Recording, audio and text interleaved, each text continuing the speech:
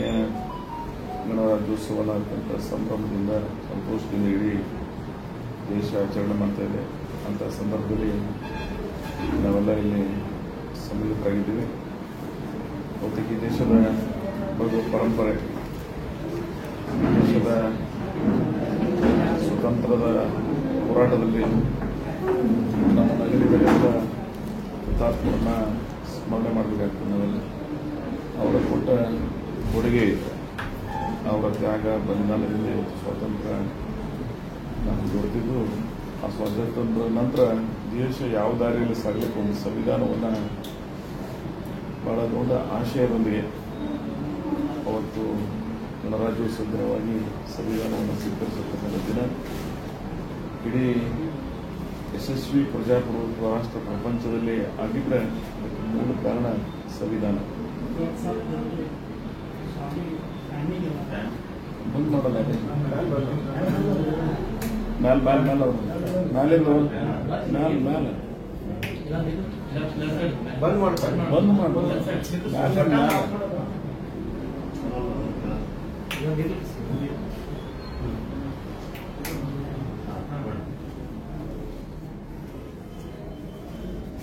Flow break ಮಾಡಿಬಿಟ್ಟು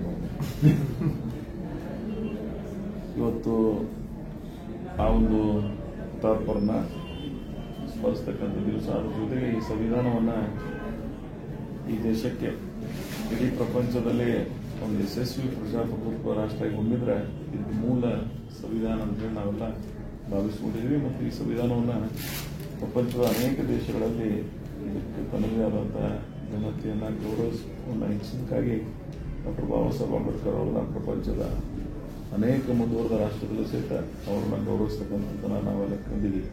ಕಾರಣ ಇಷ್ಟೇ, ಈ ಸಂವಿಧಾನ ಬಹಳ ಸಮಚಿತ್ತದಿಂದ ಸಮಭಾವದಿಂದ ಈ ದೇಶವನ್ನು ಪ್ರಗತಿಯತ್ತ ಕೊಂಡೊಯ್ಯಲು ಅನೇಕ ವಿಭಿನ್ನ ವಿಚಾರಗಳ ಧರ್ಮ ಬದುಕು ವಿಭಿನ್ನವಾಗಿದ್ದರೂ ಸಹಿತ ನಾವೆಲ್ಲ ಭಾರತೀಯರು ರಾಷ್ಟ್ರಪ್ರೇಮವನ್ನು ಉಳಿಸಿಕೊಂಡು ಈ ಭಾರತೀಯ ಸಂಸ್ಕೃತಿಯನ್ನು ಬೆಳೆಸುವಲ್ಲಿ ಈ ಸಂವಿಧಾನ ನಮಗೆ ಬಹಳ ಅನನ್ಯ ಕೊಡುಗೆಯನ್ನು ನೀಡಿದೆ. ಅದಕ್ಕಾಗಿ ಡಾಕ್ಟರ್ ಬಾಬಾ ಸಾಹೇಬ್ ಅಂಬೇಡ್ಕರ್ ಅವ್ರನ್ನ ನೆನಪಿಸ್ಕೋಬೇಕಾಗ್ತದೆ ನಾವೆಲ್ಲ. ಅದರ ಜೊತೆಗೆ ಮಹಾತ್ಮ ಗಾಂಧೀಜಿಯವರು ಇವತ್ತು ಈ ದೇಶಕ್ಕೆ ಶಾಂತಿಯ ಸಂದೇಶವನ್ನು ಕೊಟ್ಟಿರ್ತಕ್ಕಂಥದ್ದು ಸಹಿತ ನಾವೆಲ್ಲ ಸ್ಮರಿಸ್ಕೋಬೇಕಾಗ್ತದೆ. ಈ ದೇಶದ ಸ್ವಾತಂತ್ರ್ಯವನ್ನು ಶಾಂತಿಯಿಂದ ಪ್ರೀತಿಯಿಂದ ನಾವೆಲ್ಲ ಪಡೆದಿದ್ವಿ. ಅದಕ್ಕಿಂತ ಮೊದಲು ಅನೇಕ ಹೋರಾಟಗಳಾದರೂ ಕೊನೆಗೆ ಶಾಂತಿ ಮುಖಾಂತರ ಈ ದೇಶಕ್ಕೆ ಸ್ವಾತಂತ್ರ್ಯ ಸಿಕ್ಕಿದೆ. ಈ ದೇಶದ ತ್ಯಾಗ ಬಲಿದಾನ ಮಾಡಿರ್ತಕ್ಕಂಥ ಎಲ್ಲ ಯುಗ ಪುರುಷರನ್ನ ಈ ಸಂದರ್ಭದಲ್ಲಿ ಸ್ಮರಣೆ ಮಾಡಬೇಕಾಗ್ತದೆ. ಇಷ್ಟೆಲ್ಲ ನಾವು ಭಾರತೀಯರು ಸಂಭ್ರಮದಿಂದ ಇವತ್ತು ಬದುಕ್ತಾ ಇದ್ದೀವಿ ಅಂದ್ರೆ ಅವರ ಅನನ್ಯ ತ್ಯಾಗ ಬಲಿದಾನ. ಸೊ ಅಂತ ಒಂದು ಸಂದರ್ಭದಲ್ಲಿ ಅವರೆಲ್ಲರನ್ನ ಸ್ಮರಣೆ ಮಾಡಿ ಬಹುತೇಕ ಇಲ್ಲಿ ಕೂತು ಇದು ಮಾಡ್ಲಿಕ್ಕೆ ಯೋಗ್ಯ ಅನ್ನಿಸ್ತಾವ. ನಿಮ್ಮ ಸುತ್ತಮುತ್ತ ಏನೋ ಭಾವಚಿತ್ರಗಳದಾವ. ಈ ದೇಶವನ್ನು ಈ ನಾಡನ್ನು ಕಟ್ಟಿರ್ತಕ್ಕಂಥ ಅನೇಕ ಇತಿಹಾಸ ಪುರುಷರು ನಮ್ಮಲ್ಲಿದ್ದಾರೆ.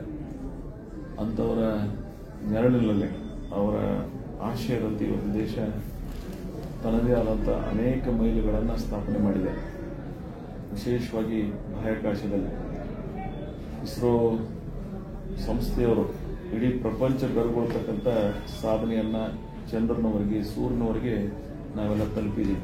ಇದು ನಮ್ಮ ದೇಶದ ಬಹಳ ಸಂತೋಷದಿಂದ ಸ್ವಾಭಿಮಾನದಿಂದ ಮತ್ತು ನಮ್ಮ ವಿಜ್ಞಾನವನ್ನು ನಾವೆಲ್ಲ ಇವತ್ತು ಬಹಳ ಹೃದಯಪೂರ್ವಕವಾಗಿ ಸ್ವಾಗತಿಸಬೇಕಾಗ್ತದೆ.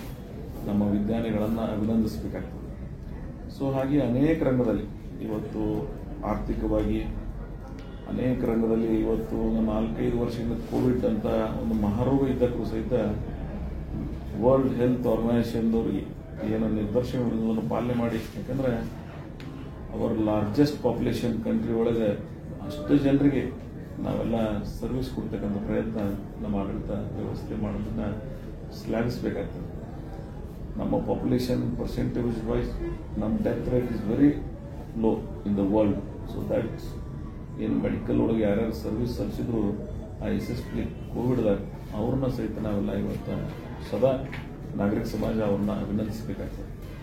ಹಾಗೆ ಅನೇಕ ವಿಚಾರಗಳಲ್ಲಿ ಈ ದೇಶದ ಸಾಧನೆಯನ್ನು ಇವತ್ತು ನೆಟ್ವರ್ಕ್ ರೋಡ್ ನಾವು ಸ್ವಾತಂತ್ರ್ಯ ಸಿಕ್ಕ ನಂತರ ಜಸ್ಟ್ 9% ವೆಲ್ ಸ್ಟೂಡ್ ರೋಡ್ಸ್ ಇದ್ದು ನಮ್ಮ But now we are reaching 89.71%.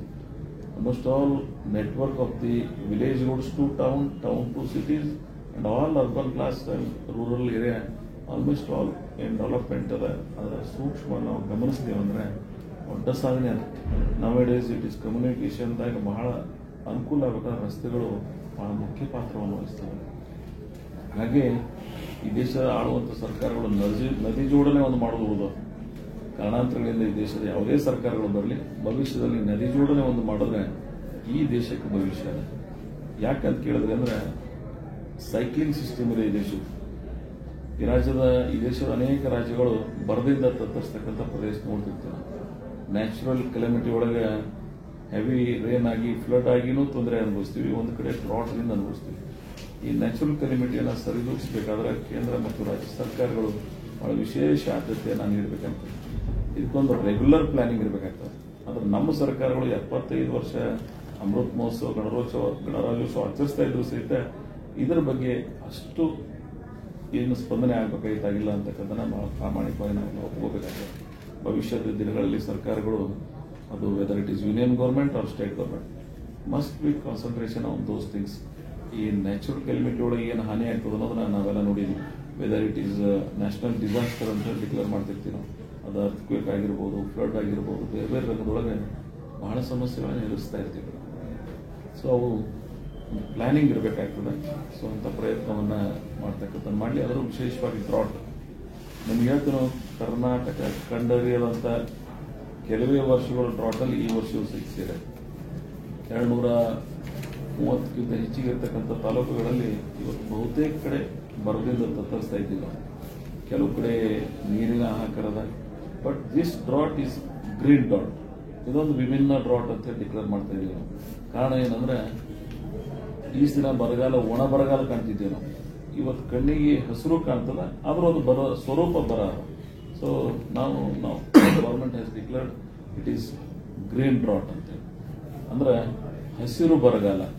ಹಸಿರು ನೋಡೋಕೆ ಕಡಿಮೆ ಇದೆ, ಆದ್ರೆ ಅದರಿಂದ ಇಳುವರಿ ಆಗಲಿ, ಅದರಿಂದ ಈಲ್ಡ್ ಆಗಲಿ ನಮ್ಗೆ ಸಿಗ್ತಾ ಇಲ್ಲ. So these are the most practical issues. So ಅದಕ್ಕೆ ಈ ಗ್ರೀನ್ ಡ್ರಾಟ್ದಲ್ಲಿ ಸಹಿತ ರಾಜ್ಯ ಮತ್ತು ಕೇಂದ್ರ ಸರ್ಕಾರಗಳು ಜನಸಾಮಾನ್ಯರಿಗೆ ಇನ್ಪುಟ್ ಸಬ್ಸಿಡಿ ಮುಖಾಂತರ ಆಗಲಿ ಬೇರೆ ಬೇರೆ ರೀತಿಯಿಂದ ಜನ ಸಮುದಾಯಕ್ಕೆ ಸಹಾಯಕ್ಕೆ ಬರಬೇಕಾಗ್ತದೆ. ಸ್ವಲ್ಪ ಮಟ್ಟಿಗೆ ರಾಜ್ಯ ಸರ್ಕಾರ ಸಹಾಯ ಮಾಡ್ತಕ್ಕಂಥ ಪ್ರಯತ್ನ ಮಾಡ್ತಾ ಇದೆ. ಕೇಂದ್ರ ಸರ್ಕಾರವೂ ಸಹಿತ ಇದರಲ್ಲಿ ತ್ವರಿತವಾಗಿ ನಮ್ಮ ಸಹಾಯಕ್ಕೆ ನಮ್ಮ ಜನರಿಗೆ ಬರಬೇಕಾಗ್ತದೆ. ಅದರಲ್ಲಿ ಕರ್ನಾಟಕ ಬಹಳ ವಿಭಿನ್ನವಾದಂಥ ಸಮಸ್ಯೆಗಳನ್ನು ಎದುರಿಸ್ತಾ ಇರ್ತೀವಿ ನಾವು. ಇಲ್ಲಿ 2, 3, 4 ಭಾಗಗಳವ. ಒಂದು ದಕ್ಷಿಣ ಕರ್ನಾಟಕ, ಮಧ್ಯ ಕರ್ನಾಟಕ, ಉತ್ತರ ಕರ್ನಾಟಕ. ಹೀಗೆ ಇಲ್ಲಿ ಒಂದೊಂದು ತರ ನಮ್ಮ ಬದುಕಿನ ಸ್ವರೂಪಗಳು ಬೇರೆ ಬೇರೆ ರೀತಿಯಲ್ಲ. ಸೊ ಇಲ್ಲಿ ಅನೇಕ ಸಮಸ್ಯೆಗಳನ್ನ ಇವತ್ತು ದಕ್ಷಿಣದವರು ಮೈಸೂರು ರಾಜ್ಯದ ಸಹಾಯದಿಂದ ನಮ್ಗಿಂತ 25-30 ವರ್ಷ ಮುಂದಿದ್ದಾರೆ. ಇಲ್ಲೇ ಒಬ್ಬರು DSK ಅದರ ಬೆಳೆದ್ರಿ ಅಂತಂದವರು. ನೀವು ಸುಮ್ಮನೆ ಗಮನಿಸಬೇಕಾಗ 25-30 ಇಯರ್ಸ್ ಇನ್ ಎಜುಕೇಶನ್, ಅದು ಶೈಕ್ಷಣಿಕವಾಗಿ, ಸಾಮಾಜಿಕವಾಗಿ ಎಲ್ಲ ರಂಗದಲ್ಲೂ ಸಹಿತ ನಮ್ಗಿಂತ ಮುಂದುವರೆದವರು. ಉತ್ತರ ಕರ್ನಾಟಕಕ್ಕೆ, ಅದರಲ್ಲಿ ವಿಶೇಷವಾಗಿ ಹೈದರಾಬಾದ್ ಕರ್ನಾಟಕ, ಇವತ್ತೇ ನಾವು ಕಲ್ಯಾಣ ಕರ್ನಾಟಕ ಅಂತ ಕರಿತೀವಿ, ಅದು ಯಾರು ವೆರಿ ಫಸ್ಟ್. ಯಾದಗಿರಿದಾಗ ನಾವೆಲ್ಲ ನೋಡಿದೀವಿ ಅಂದ್ರೆ ಅಲ್ಲಿ ಜನರ ಬದುಕಿನ ಸ್ವರೂಪ ನಮ್ಮ ಯಾರಿಗಾದ್ರೂ ಮನ ಮಿಡಿತ. ಸೊ ಸಮಗ್ರ ಅಭಿವೃದ್ಧಿ ಕರ್ನಾಟಕದ ಕನಸನ್ನ ಕಾಣ್ತಕ್ಕಂಥವ್ರು ನಾವು ಆ ಒಂದು ಚಿಂತನೆಯನ್ನ ಮಾಡಬೇಕಾಗ್ತದೆ. ಬರೀ ನಮ್ಮ ರಾಜ್ಯದಲ್ಲಿ ಅಷ್ಟೇ ಇಲ್ಲ, ದೇಶದಲ್ಲಿ ನೋಡ್ತೀವಿ ನಾವು. North East, the labour class, Assam, Nagaland, all those States ಏನು ನಾರ್ತ್ ಈಸ್ಟ್ದಾಗ ಅದಾರ, they are all coming from ಆ ಸೈಡ್ರಿಂದ ಬಂದು ನಮ್ಮ ದಿಲ್ಲಿಗೆ ಬರ್ತಾರೆ ಆ ವರ್ಗ. ಅವ್ರಿಗೆ ಅಲ್ಲೇ ಅವ್ರ ಬದುಕನ್ನ ಕಟ್ಟಲಿಕ್ಕೆ ಅವಕಾಶ ಇಲ್ಲ. ಸೊ ಅಂತ ಸಂದರ್ಭದಲ್ಲಿ ಈ ದೇಶದ ಸರ್ಕಾರಗಳು ನಾವೆಲ್ಲ ಸೂಪರ್ ಪವರ್ ಕಂಟ್ರಿ ಆಗ್ತಾ ಇದ್ದೀವಿ, ಆರ್ಥಿಕ ಮಿಲಿಯನರ್ ನಾವೆಲ್ಲ ಲೆಕ್ಕ ಮಾಡ್ತಾ ಇದೀವಿ. ಒಂದು ರಂಗದಲ್ಲಿ ಸಾಧನೆ ಮಾಡಿದೀವಿ, ಆದ್ರೆ ಇನ್ನೊಂದು ರಂಗದಲ್ಲಿ ಬಡತನವನ್ನು ನಿವಾರಣೆ ಮಾಡಲಿಕ್ಕೆ ಇನ್ನೂ ಪ್ರಯತ್ನಗಳು ಬೇಕಾಗ್ತಾವೆ. ಸೊ ಉತ್ತರ ಭಾರತದ ಬಿಹಾರ್, ಉತ್ತರ ಪ್ರದೇಶ, ಅನೇಕ ರಾಜ್ಯದ ಮಕ್ಕಳು ನಾವೆಲ್ಲ ಮೊದಲು ಬಾಂಬೆ, ದಿಲ್ಲಿ ಕೊಡೋದು ನೋಡ್ತಿದ್ದೀವಿ. ನಮ್ಮಲ್ಲೂ ಸಹಿತ ಕರ್ನಾಟಕದಲ್ಲಿ ಬೆಂಗಳೂರು ಅಂತ ಮೆಟ್ರೋಪಾಲಿಟನ್ ಸಿಟಿ ಒಳಗೆ ದ ಲೇಬರ್ ಕ್ಲಾಸ್ ಅದರ್ ಸ್ಟೇಟ್ದಿಂದ ಬರ್ತಾರೆ. ಆ ಮಕ್ಕಳು ಬಂದು ದುಡಿ ನೋಡಿದ್ರೆ ಯಾರಿಗಾದ್ರೂ ಕೆಟ್ಟ ಅನಿಸ್ತಾರೆ. ಸೊ ಅಲ್ಲೇ ಅವರ ಬದುಕನ್ನು ಕಟ್ತಕ್ಕಂಥ ಪ್ರಯತ್ನ ಮಾಡಬೇಕು. ನಾನು ಇದನ್ನು ಸಮೀಪದಿಂದ ನೋಡಿ ದ ಕರ್ನಾಟಕ ಗವರ್ಮೆಂಟ್ ಈ ವಿಷಯದೊಳಗೆ ಸಾಧನೆ ಮಾಡಿದೆ. 20-25 ವರ್ಷಗಳಿಂದ ಯಾವ್ಯಾವ ಸರ್ಕಾರಗಳಾಗಲಿ ಜನಪರವಾಗಿ ಜನಸಾಮಾನ್ಯರ ಸಹಾಯಕ್ಕೆ ಹೋದದ್ದನ್ನು ನಾವು ನೋಡ್ತೀವಿ. ಅದು ಶೈಕ್ಷಣಿಕವಾಗಿ ಆಗಿರ್ಬೋದು, ಆರ್ಥಿಕವಾಗಿ ಆಗಿರ್ಬೋದು, ಸಾಮಾಜಿಕವಾಗಿ ಆಗಿರ್ಬೋದು. ಬಡವರಿಗೆ ಇವತ್ತು ನಾವೆಲ್ಲ ಅನೇಕ ಗ್ಯಾರಂಟಿಗಳನ್ನು ಕೊಟ್ಟಿದ್ದೀವಿ. ಟೀಕೆ ಟಿಪ್ಪಣಿಗಳು ನೋಡ್ತಿರ್ತೀನಿ ನಾನು, ಇರ್ಬೋದು ಟೀಕೆ ಟಿಪ್ಪಣಿಗಳು. ಅವ್ರ ಲಾರ್ಜರ್ ಇಂಟ್ರೆಸ್ಟ್ ಸೇಫ್ ಗಾರ್ಡ್ ಆಗ್ಯದವು. ಇಲ್ಲ 7 ಕೋಟಿ ಜನರೊಳಗೆ 4,11,39,000 ಜನರಿಗೆ ತಲುಪ್ತಾ ಇದ್ದೀವಿ ಯೋಜನೆಗಳ ಮುಖಾಂತರ. ವೆದರ್ ಇಟ್ ಈಸ್ ಇನ್ ಗೃಹ ಜ್ಯೋತಿ, ಅನ್ನಭಾಗ್ಯ, ಆಮೇಲೆ ಒಟ್ಟು 5 ಭಾಗ್ಯದವ, ಯುವ ನಿಧಿ ಮತ್ತು ಶಕ್ತಿ, ಇನ್ನೊಂದು ಗೃಹಲಕ್ಷ್ಮಿ. ಈ 5 ಯೋಜನೆಗಳು ಜನಸಾಮಾನ್ಯರಿಗೆ ಒಂದು ಕುಟುಂಬಕ್ಕೆ ಆನ್ ಆ್ಯಂಡ್ ಎವರೇಜ್ 5 to 13,000 ಒಂದೊಂದು ಕುಟುಂಬಕ್ಕೆ, ಆ ಕುಟುಂಬದ ಜನಸಂಖ್ಯೆಗೆ ಅನುಗುಣವಾಗಿ ಆ ಕುಟುಂಬಗಳಿಗೆ ಸಹಾಯ ಆಗ್ತಾ ಇದೆ. ಇದು ಲಾರ್ಜರ್ ನಾವು ವಿಚಾರ ಮಾಡಿದೀವಿ ಅಂದರೆ 38,000 crores ಈ ವರ್ಷ ಖರ್ಚು ಮಾಡ್ತಾ ಇದ್ದೀವಿ. ಬಿಕಾಸ್ ಅದಕ್ಕಿಂತ ಮೊದಲೇ ನಮ್ಮ ಸರ್ಕಾರ ಬರುವಂಥ ಪೂರ್ವದಲ್ಲೇ ಹಿಂದಿನ ಪ್ರಿವಿಯಸ್ ಸರ್ಕಾರ ಬಜೆಟ್ ಘೋಷಣೆ ಮಾಡಿತ್ತು. ಈಗ ಮತ್ತೆ 4 ಫೆಬ್ರವರಿ 14 ರಾಜ್ಯದ ಸನ್ಮಾನ್ಯ ಮುಖ್ಯಮಂತ್ರಿಗಳು ಸಿದ್ದರಾಮಯ್ಯನವರು ಬಜೆಟ್ ಮಂಡನೆ ಮಾಡೋರಿದ್ದಾರೆ. ಈ ವರ್ಷಕ್ಕೆ 58,000ರಿಂದ 59,000 ಕೋಟಿ ರೂಪಾಯಿ ಈ ಯೋಜನೆಗೆ ನಾವು ಖರ್ಚು ಮಾಡ್ತಾ ಇದ್ದೀವಿ. ಹಾಗೆ ಹಿಂದೆ ಬಂದಿರತಕ್ಕಂಥ ಅನೇಕ ಯೋಜನೆಗಳಿಗೂ ಸಹಿತ ಜನ ಸರ್ಕಾರ ದೊಡ್ಡ ಪ್ರಮಾಣದಲ್ಲಿ ಸಹಾಯ ಮಾಡ್ತಾ ಇದೆ. ನಾನು ಯಾಕೆ ಈ ಮಾತು ಹೇಳಿದ್ದು ಅಂದರೆ, ನಮ್ಮಲ್ಲಿಂದ ಬೇರೆ ದುಡಿಲಿಕ್ಕೆ ಏನು ಹೊರಗೆ ಹೋಗ್ತಿತ್ತು, ಈ ಯೋಜನೆಗಳಿಂದ ಹೊರಗಡೆ ಹೋಗ್ಲಾರ್ದಂಥದ್ದನ್ನ ಒಂದು ರೀತಿಯಿಂದ ಗುಳೆ ಹೋಗ್ತಾ ಇದ್ದು ಕರಿತಿದ್ದೀವಿ ನಾವೆಲ್ಲ. ನಮ್ಮ ಭಾಗದ ಜನ, ಅನೇಕ ಜನ ಗೋವಾ, ಮಹಾರಾಷ್ಟ್ರ, ಬೇರೆ ಬೇರೆ ರಾಜ್ಯಕ್ಕೆ ಹೋಗ್ತಿದೆ. ಅದು ಇವತ್ತು ಅದು ಗಣನೀಯವಾಗಿ ಕಡಿಮೆ ಆಗಿದೆ. ಪೂರ್ಣ ಹೋಗ್ಯದ ಅಂತ ನಾನು ಹೇಳೋಂಗಿಲ್ಲ, ಬಟ್ ಭಾಳ ಗಣನೀಯವಾಗಿ ಇವತ್ತು ಕಡಿಮೆ ಆಗಿದೆ. ಇಂಥ ಯೋಜನೆಗಳು ಜನಸಾಮಾನ್ಯರಿಗೆ ಸಹಾಯ ಆಗಿದೆ. ಇವತ್ತು ಅನ್ನಭಾಗ್ಯ ಬಸವ ಜಯಂತಿ ದಿನ ಸನ್ಮಾನ್ಯ ಮುಖ್ಯಮಂತ್ರಿಗಳು ಸಿದ್ದರಾಮಯ್ಯನವರು ಬಹಳ ವಿಶೇಷವಾಗಿ ಚಿಂತನೆ ಇಟ್ಕೊಂಡು 2013 ಘೋಷಣೆ ಮಾಡಿದರು. ಆ ಅನ್ನಭಾಗ್ಯದಿಂದ ಎಷ್ಟು ಸಹಾಯ ಆಗಿದೆ ಅನ್ನೋದನ್ನ ಯಾರು ಹಸಿವಿನಿಂದ ಬಳಲಂಗಿಲ್ಲ. ಪೂರೆಸ್ಟ್ ಪೀಪಲ್ ಜನನೂ ಸಹಿತ ಇವತ್ತು ಆ ಒಂದು ಆಹಾರದ ಭದ್ರತೆಯಿಂದ ಬದುಕ್ತಾ ಇದ್ದಾರೆ. ಕೇಂದ್ರ ಸರ್ಕಾರವೂ ಸಹಿತ ಮನಮೋಹನ್ ಸಿಂಗ್ ಅವರ ನೇತೃತ್ವದ ಸರ್ಕಾರ ಆಹಾರ ಭದ್ರತೆ ಒದಗಿಸಿದೆ. ಸೊ ಆ ಯೋಜನೆಗಳನ್ನು ಈಗಿನ ಕೇಂದ್ರ ಸರ್ಕಾರಗಳು ಸಹಿತ ಅನೇಕ ಫುಡ್ ಸೆಕ್ಯೂರಿಟಿ ಅದನ್ನು ಅವರು ಮುಂದುವರಿಸಿದ್ದಾರೆ. ಸೊ ಒಟ್ಟಾರೆ weather it is union government, whether it is state government, ಈ ದೇಶವನ್ನು ಕಟ್ಟತಕ್ಕಂಥ ಸಂದರ್ಭದಲ್ಲಿ ಇವರೆಲ್ಲರ ಪ್ರಾಮಾಣಿಕ ಪ್ರಯತ್ನ ನಾವೆಲ್ಲ ಅಭಿನಂದಿಸಬೇಕಾಗ್ತದೆ. ಹಾಗೆ ಇವತ್ತು ಅನೇಕ ರಂಗದಲ್ಲಿ ದೇಶ ಹೊಸ ಆವಿಷ್ಕಾರಗಳಿಂದ ಬೆಳವಣಿಗೆ ಆಗ್ತಾ ಇದೆ. ನಾನು ಮೊದಲು ಹೇಳಿದಂಗೆ ಸೈನ್ಸ್, ಟೆಕ್ನಾಲಜಿ ಇನ್ ಆಲ್ ಆಸ್ಪೆಕ್ಟ್ಸ್ನಾಗೆ ನಾವು ಬಹಳ ದೊಡ್ಡ ಸ್ವರೂಪದಲ್ಲಿ ಬೆಳೀತಾ ಇದ್ದೀವಿ. ಹಾಗೆ ಜನಸಂಖ್ಯೆ ಈ ದೇಶದ ದೊಡ್ಡ ಸಮಸ್ಯೆ. ನಾವು ಏನೇ ಡೆವಲಪ್ಮೆಂಟ್ ಇನ್ಫ್ರಾಸ್ಟ್ರಕ್ಚರ್ ಕ್ರಿಯೇಟ್ ಮಾಡಿದ್ರು ಸಹಿತ ದ ಪಾಪ್ಯುಲೇಷನ್ ಏನದ ಅದು ಬಹಳ ದೊಡ್ಡ ಪ್ರಮಾಣದೊಳಗೆ ನಮಗೆ ಮಾರಕವಾಗಿದೆ. ಅದು ಸಹಿತ ನಾವೆಲ್ಲ ಫ್ಯಾಮಿಲಿ ಪ್ಲಾನಿಂಗ್ ಮುಖಾಂತರ ತಂದರೂ ಈ 140 ಕೋಟಿ ಜನರನ್ನ ಈ ಮ್ಯಾನ್ ಪವರ್ ಯೂಸ್ ಮಾಡ್ತಕ್ಕಂಥ ಪ್ರಯತ್ನ ಸರ್ಕಾರ ಮಾಡಬೇಕಾಗ್ತದೆ. ಸೊ ಆ ಪ್ರಯತ್ನ ಮುಂದಿನ ದಿನಗಳಲ್ಲಿ ಸರ್ಕಾರಗಳು ಮಾಡಲಿ ಅಂತೇಳಿ ಆಶಯವನ್ನು ವ್ಯಕ್ತಪಡಿಸಿ, ಈ ಸಲ ಬಹಳ ಭಾವನಾತ್ಮಕವಾಗಿ ಈ ದೇಶದ ಜನ ಈ ದೇಶದ ಸ್ವಾಭಿಮಾನವನ್ನು, ಈ ದೇಶದ ಸಹೃದಯದಿಂದ ನಾವೆಲ್ಲ ಬದುಕ್ತಕ್ಕಂಥ ವಾತಾವರಣ ನಿರ್ಮಾಣ ಮಾಡೋದು ಬಹಳ ಮಹತ್ವದ್ದು. ನಮ್ಮ ಅನೇಕ ಪೂರ್ವಜರು ದೇಶಕ್ಕೆ ಸ್ವಾತಂತ್ರ್ಯವನ್ನು ತಂದುಕೊಟ್ಟಿದ್ದಾರೆ. ಅವರ ಆಶಯಗಳನ್ನು ಇಟ್ಕೊಂಡು ಹೋಗಬೇಕಾಗಿದೆ. ನಾವು ನಮ್ಮ ರಾಜಕೀಯ ಅನುಕೂಲಕ್ಕಾಗಿ ಬೇರೆ ಯಾವುದೋ ವ್ಯತಿರಿಕ್ತವಾಗಿರುವಂಥ ಚಿಂತನೆಗಳನ್ನು ಓದಿವಿ ಅಂದರೆ ದೇಶ ಮುಂದಿನ ದಿನಮಾನದಲ್ಲಿ ಇವತ್ತೇನು ಗೌರವದಿಂದ, ಪ್ರೀತಿ, ಭದ್ರತ್ವದಿಂದ ಬರುತ್ತಾ ಇದ್ದೀವಿ, ಆ ದಾರಿಯಲ್ಲಿ ಸಾಗಲಿಕ್ಕೆ ಸರ್ಕಾರಗಳು, ಜನ ಸಮುದಾಯಗಳು, ನಾಗರಿಕ ಸಮಾಜದ ಚಿಂತನೆಯೊಂದಿಗೆ ಸಾಗಬೇಕಾಗ್ತದೆ. ಆ ಪ್ರಯತ್ನ ಸರ್ಕಾರಗಳು ಮಾಡಲಿ. ಡಾಕ್ಟರ್ ಬಾಬಾ ಸಾಹೇಬ್ ಅಂಬೇಡ್ಕರ್ ಅವರ ಒಂದು ಹೊಸ, ನಾನು ವಿಶೇಷವಾಗಿ ಗಮನಿಸಿದ್ದು, ಮಾದೇವಪ್ಪನವರು ಕಳೆದ 8 ತಿಂಗಳಿಂದ ಈ ಸಂವಿಧಾನಕ್ಕೆ ಒಂದು ವಿಶೇಷ, ಇದು ಪ್ರತಿ ಜನರ ಮನೆಗೆ ಮನಗಳಿಗೆ ತಲುಪಲಿ ಅಂತಕ್ಕಂಥ ಒಂದು ಪ್ರಯತ್ನ ಮಾಡ್ತಾ ಇದ್ದಾರೆ. ಸೊ ನಿಜಕ್ಕೂ ನಾನು ಅದನ್ನು ಅಭಿನಂದಿಸ್ತೀನಿ. ಸಂವಿಧಾನ ಪ್ರತಿಯೊಬ್ಬರು ತಿಳ್ಕೋಬೇಕಾಗಿದೆ. Only not a literated mass or any category of class, common man ಸಹಿತ ಇದನ್ನು ತಿಳ್ಕೊಳ್ತಕ್ಕಂಥ ಪ್ರಯತ್ನ ಸರ್ಕಾರದ ಚಿಂತನೆಯಾಗಿದೆ.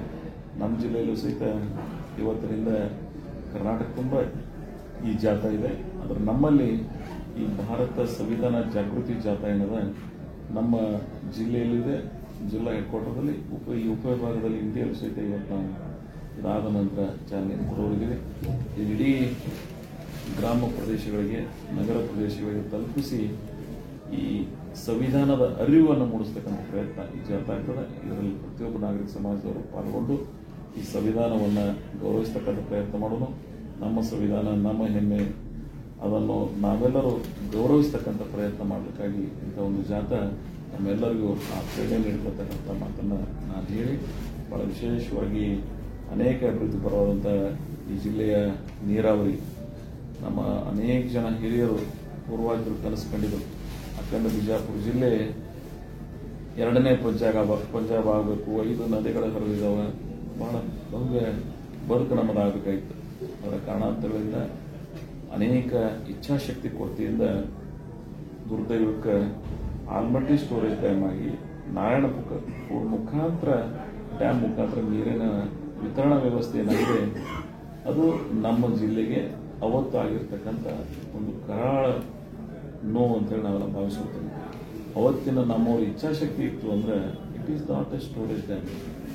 ತ್ಯಾಗ ಮಾಡಿದವ್ರು ನಾವು, ಭೂಮಿ, ಮಠ, ಸರ್ವಸ್ವ, ಊರ ಎಲ್ಲ ಮುಗಿದು ನಮ್ಮ ಲಕ್ಷಾಂತರ ಭೂಮಿ ಕಳ್ಕೊಂಡಿವಿ. ಅದು ಎಂಥ ಫಲವತ್ತಾದಂಥ ಭೂಮಿ.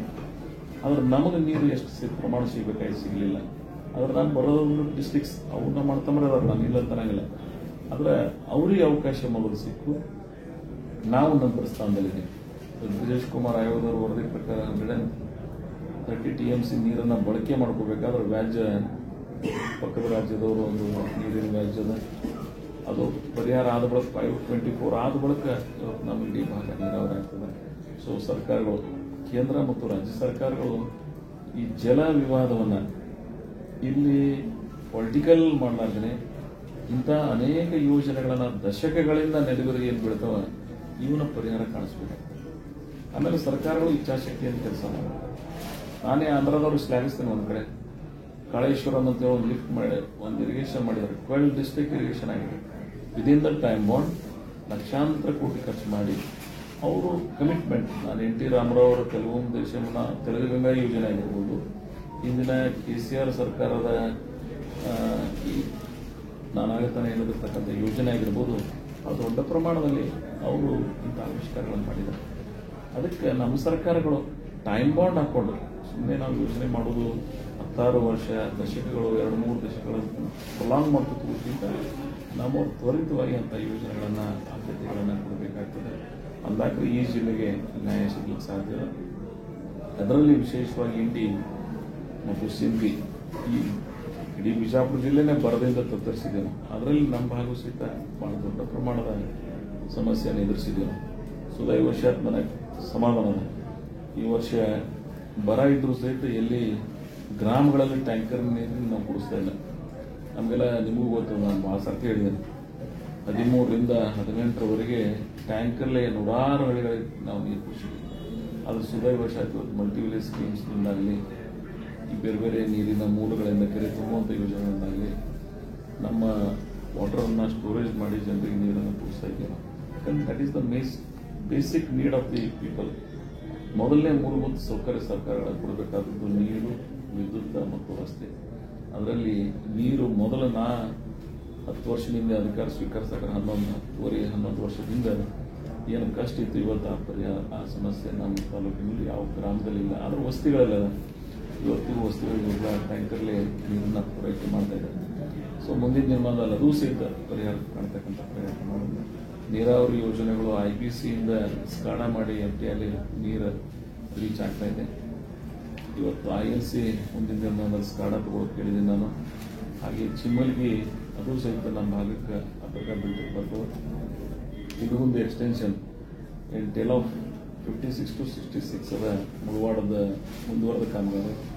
ಅಲ್ಲಿ ನಾವು ನೀರನ್ನು ತರ್ತಕ್ಕಂಥ ಪ್ರಯತ್ನ ಮಾಡಿದ್ದೀವಿ. ನಾನು 1-2 ದಿವಸದಿಂದ ಕೆರೆ ತುಂಬು ಯೋಜನೆ ಜಾಕ್ವೆಲ್ಗೆ ವಿಸಿಟ್ ಮಾಡಿದ್ದೆ. ಆ ಸಂದರ್ಭದಲ್ಲಿ ಪೂರ್ತಿ ಭಾಗದ 19 ಕೆರೆಗಳು, 16 ಊರಲ್ಲಿ 19 ಕೆರೆಗಳನ್ನು ಮತ್ತು ಇನ್ನೊಂದು 2-3 ಕೂಡಿಸಿ 20-22 ಹಳ್ಳಿಗಳಿಗೆ ಕೆರೆ ತುಂಬುವಂಥ ಯೋಜನೆಯನ್ನು ಮುಂದಿನ ಜೂನ್ ಜುಲೈದೊಳಗೆ ನಾವು ಅದು ಮಾಡಿದೀವಿ. ಅಂದ್ರೆ ನೆಕ್ಸ್ಟ್ ಟೈಮ್ ಎಲ್ಲ ಕೆರೆಗೆ ನೀರು ಬಿದ್ದು ಅಂದ್ರೆ ನೀರಿನ ಏನು ವಾಟರ್ ಲೆವೆಲ್ ಅದು ಇನ್ಕ್ರೀಸ್ ಆಗ್ತದೆ, ಸ್ವಲ್ಪ ಅನುಕೂಲ ಆಗ್ತದೆ ಈ ಪ್ರದೇಶಕ್ಕೆ. ಯಾಕಂದ್ರೆ ನನಗೆ ಅದು ವೆರಿ ಬ್ಯಾಡ್ ಎಕ್ಸ್ಪೀರಿಯನ್ಸ್ ಅದು. ನಿಮಗೆಲ್ಲ ಗೊತ್ತು, ಇಸ್ರೋ ತಂತ್ರಜ್ಞಾನ ತರಿಸಿ ಅದರಿಂದ ನೀರು ಎಷ್ಟು ಆಳಕ್ಕೆ ಹೋಗ್ಯದ ನೋಡಿ. ರಾಜಸ್ಥಾನದಾಗ ಎಷ್ಟು ಆಳಕ್ಕೆ ಹೋಗಿರ್ತದೆ, ನಮ್ಮ ಭಾಗದಾಗ ಆ ಸರಿ ಸಮಾನ ಕುದಿದು 1200 ಅಡಿಯಷ್ಟು ಪಾತಾಳಕ್ಕೆ ನೀರು ಹೋಗಿತ್ತು. ಅದನ್ನು ಮನಸ್ಸಿನಲ್ಲಿ ಇಟ್ಕೊಂಡೆ ನಾ ಈ ಯೋಜನೆಗಳನ್ನು ಈ ಭಾಗದಲ್ಲಿ ರೂಪಿಸಿದ್ದೀನಿ. ಆ ಎಲ್ಲ ಕೆರೆಗಳನ್ನು ನಾವು ತುಂಬಿಸಿದ್ದೆ ಅದು ಅಂದರೆ ಮೊದಲಿನಷ್ಟು ಇವಿಷ್ಟು ಎಲ್ಲ ಕೆರೆಗಳು ಕೂಡಿಸಿವಿ ಅಂದರೆ ಮೋರ್ ದೆನ್ 32 ಟ್ಯಾಂಕ್ಸ್ ತುಂಬಿದು. ಅಂದ್ರೆ ಹಿಂದಿನ ಹಿರಿಯರು ಹೇಳ್ತೇವೆ ನಮ್ಮ ಊರಿಗೆ ಒಂದು ಕೆರೆ ಇರಬೇಕು, ಆ ಕೆರೆ ನೀರು ನಮ್ಮ ಬದುಕಿಗೆ ಆಧಾರ ಆಯಿತು ಅಂತೇಳಿ. ನಾನು ಇವತ್ತಿಗೂ ನಮ್ಮ ಭಾಗದ ಜನರಿಗೆ ನನ್ನೊಂದು ಮನವಿ ಅದ, ಎಲ್ಲಿ ಕೆರೆಗಳಿಲ್ಲ ಯಾವ ಊರೊಳಗೆ ಸ್ಮಾಲ್ ಪಿಟೀಸ್ ಆಲ್ಸೋ ಪರ್ಕ್ಯುಲೇಷನ್ ಟ್ಯಾಂಕ್ಸ್ ಆಗಲಿ ಕನಿಷ್ಠ ನಿಮ್ಮ ಊರಲ್ಲಿ ನೀವೆಲ್ಲ ತ್ಯಾಗ ಮಾಡಿ ಒಂದು ಕೆರೆ ಮಾಡ್ತಕ್ಕಂಥ ಪ್ರಯತ್ನ ಮಾಡಿರಿ. ಇಂಥ ಸಂದರ್ಭದಾಗ ಅದು ನಿಮಗೆ ಬಹಳ ಸಹಕಾರಿ ಆಗ್ತದೆ. ಆ ಕೆರೆ ತುಂಬಿಸ್ತಕ್ಕಂಥ ಯೋಜನೆ ಮಾಡೋದು ನಾನು ಸಿದ್ದೇಶ್ವರ ಸ್ವಾಮಿಗಳನ್ನ ಸ್ಮರಿಸ್ತಕ್ಕಂಥ ಕೆಲಸ ಮಾಡಿದೆ. ಇವೆಲ್ಲ ಇಷ್ಟು ಯೋಜನೆಗಳು ನಾವು ಮಾಡ್ತೀವಿ ಅಂದ್ರೆ ಇವತ್ತೇನು ಜಿಲ್ಲೆಯೊಳಗೆ ನಾವೆಲ್ಲ ಕಾಣಿಸ್ಕೊಡ್ತೀವಿ, ನಮಗೆ ಮೂಲ ಪ್ರೇರಣೆ ಅವರೇ. ನಮಗೆ ಅವರು ಈ ಭಾಗಕ್ಕೆ ನೀರು ತಲುಪಿಸಿ ರೈತರು ಸಂಕಷ್ಟದ ಅಂತ. ಸೊ ಅವರ ಆಶಯದಂತೆ ರೇವಣಸಿದ್ದೇಶ್ವರ ಯಾತ್ರೆ ಅವ್ರ ಯೋಜನೆ 2018 ಬಜೆಟ್ನಾಗ ಘೋಷಣೆ ಮಾಡಿಸಿದ್ವಿ ನಾವು. ಮುಂದೆ ಈಗ ಅದನ್ನು ಪ್ರಿವಿಯಸ್ ಗೌರ್ಮೆಂಟ್ದವರು ಲಾಸ್ಟಕ್ಕೆ ಅಪ್ರೂವಲ್ ಕೊಟ್ಟರು. ಬಟ್ ಈ ಫೈನಾನ್ಷಿಯಲ್ ಕಮಿಟಿ ನಾನು ಕೊಡಿಸ್ತಾ ಇದ್ದೀವಿ. ಅದು ಮೊದಲನೇ ಹಂತದ ಕಾಮಗಾರಿ ಈಗಾಗಲೇ ಕೆಲಸ ನಡೀತಾ ಇದೆ. ಜಾಕ್ವೆಲ್ ಹೋಗಿದ್ದೆ ನಾನು ಮೊನ್ನೆ, ಕೃಷ್ಣಾ ನದಿ ದಂಡಿ, KBGNL MD, chief engineer, is all ನೀರಾವರಿ ಇಲಾಖೆ ಅಧಿಕಾರಿಗಳು ಕರ್ಕೊಂಡು ಅಲ್ಲಿ ಜಾಕ್ವೆಲ್ ಕೆಲಸ ನಡೀತಾ ಇದೆ. ಈ ಒಂದು ಪವರ್ ಸಪ್ಲೈ ಮಾಡೋದು ದೂರ ಆಗಬಾರ್ದು ಅಂತೇಳಿ, ಡಿಲೇ ಆಗಬಾರ್ದು ಅಂತೇಳಿ ಹೊಸದಾಗಿ ಒಂದು ಬಿಳಿಗಿ ಒಳಗೆ ಒಂದು ಪವರ್ ಸ್ಟೇಷನ್ ಆಗಲಿ. ಅಲ್ಲಿಂದನೇ ಸಮೀಪ ಇದೆ, 23 ಕಿಲೋಮೀಟರ್ ಬೇಡ, ಅದಕ್ಕಿಂತ ಸಮೀಪದಿಂದ ಕೃಷ್ಣಾ ನದಿ ಒಳಗಿಂದ ಹಚ್ಕೊಂಡು ಬರಲಿಕ್ಕೆ PTCL ಅವ್ರ ಮುಖಾಂತರ ಸಹಾಯ ತಗೊಂಡು ನಾವು ಅದನ್ನು ಪವರ್ ಕನೆಕ್ಷನ್ ಮಾಡ್ತಕ್ಕಂಥ ಪ್ರಯತ್ನ ಮಾಡ್ತಾ ಇದ್ದೀವಿ. ಅದು ಟೋಟಲಿ ಇಂಪ್ಲಿಮೆಂಟ್ ಆಯ್ತು ಅಂದ್ರೆ ಅಲ್ಲಿ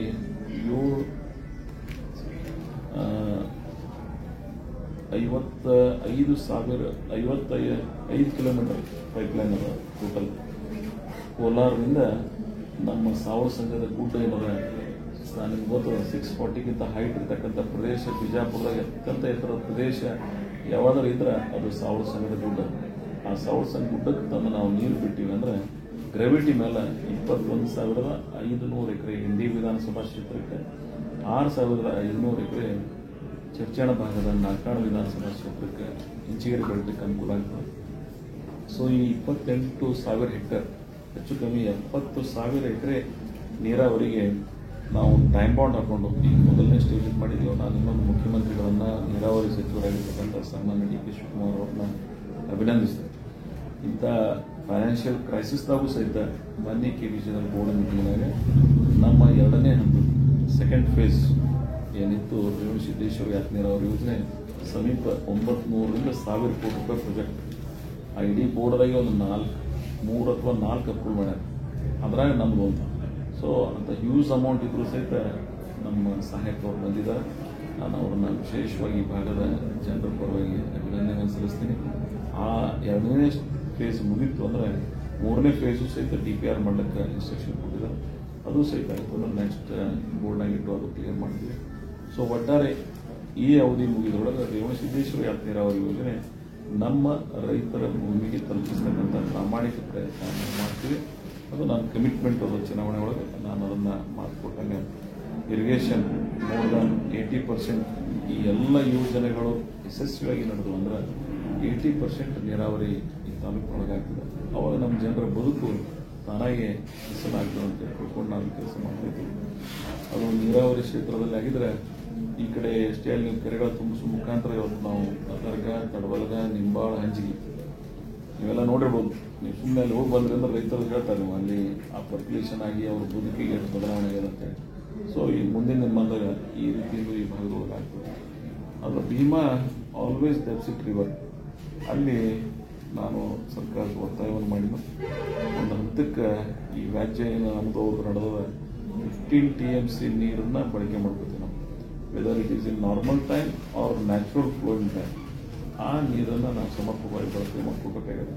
ಆ ಪ್ರಯತ್ನ ಕರ್ನಾಟಕ ಸರ್ಕಾರ ಬದ್ಧತೆಯಿಂದ, ಯಾಕಂದ್ರೆ ನೀರೇ ಉಳಿತಿತ್ಲಲ್ಲಿ. ನೀವು ನಾವೆಲ್ಲ ಸಣ್ಣವ್ರದ ನೋಡಿದ್ದೀವಿ. ಸುಮ್ಮನೆ ಒಂದು 4 ಬ್ಯಾರೇಜ್ ನಾವು ಮಾಡಿದ್ದೀವಿ, 4 ಬ್ಯಾರೇಜ್ ಮಹಾರಾಷ್ಟ್ರದವ್ರು ಮಾಡ್ಯಾರ ಅಂತೇಳಿ ಆ 8 ಬ್ಯಾರೇಜ್ದಾಗ ನೀರು ಅದಾವ.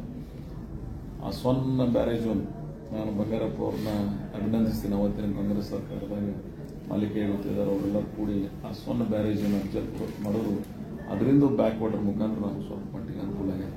ಸೊ ನನಗೆ ಈ ಈ ಭೀಮಾ ನದಿ ಹೋಗೋ ಸಹಿತ ಅವತ್ತಿನ ಪರಿಸ್ಥಿತಿ ನಮ್ಮಲ್ಲಿ ಇವತ್ತಿಲ್ಲ.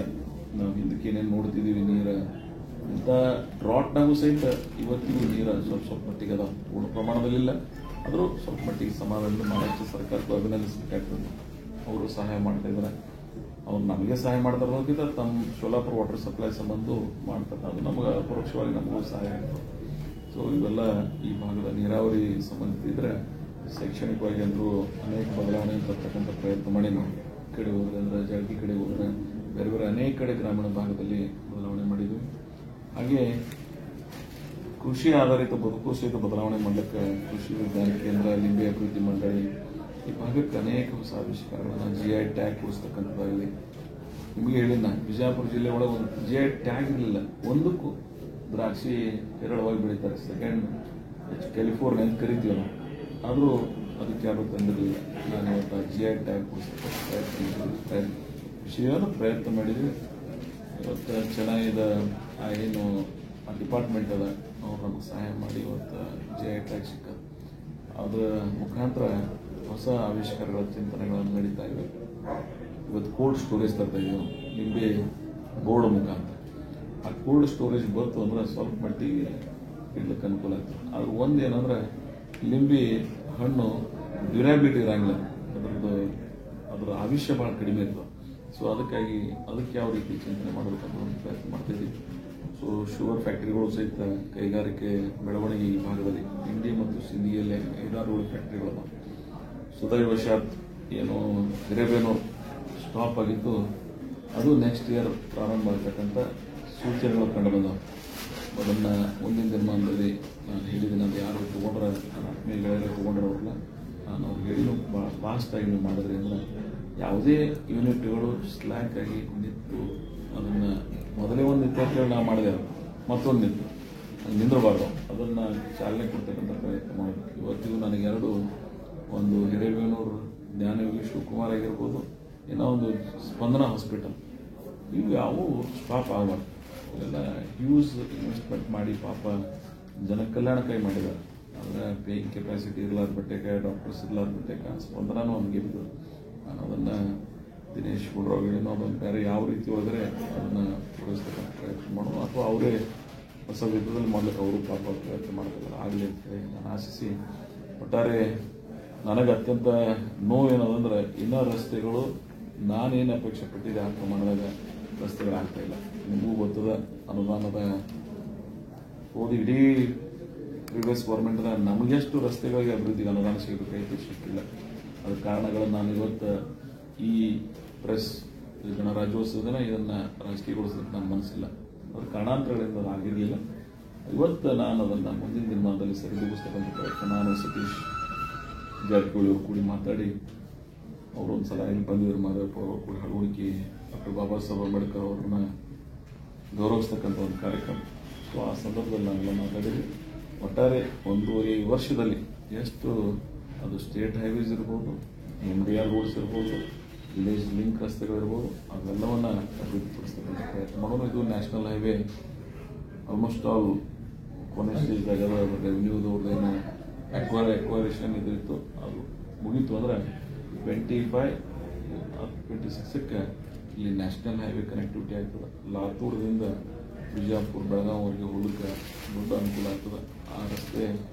ಅದರ ಜೊತೆಗೆ ಇನ್ನೊಂದು ಈ ವಾರದೊಳಗೆ ನಾನು ಎಸ್ಟಿಮೇಟ್ ಕಮಿಟಿ ಚೇರ್ಮನ್ಗಳು ನಾಳೆ 29ನೇ ತಾರೀಕಿಗೆ PWD ಕರೆದ ಮೀಟಿಂಗ್.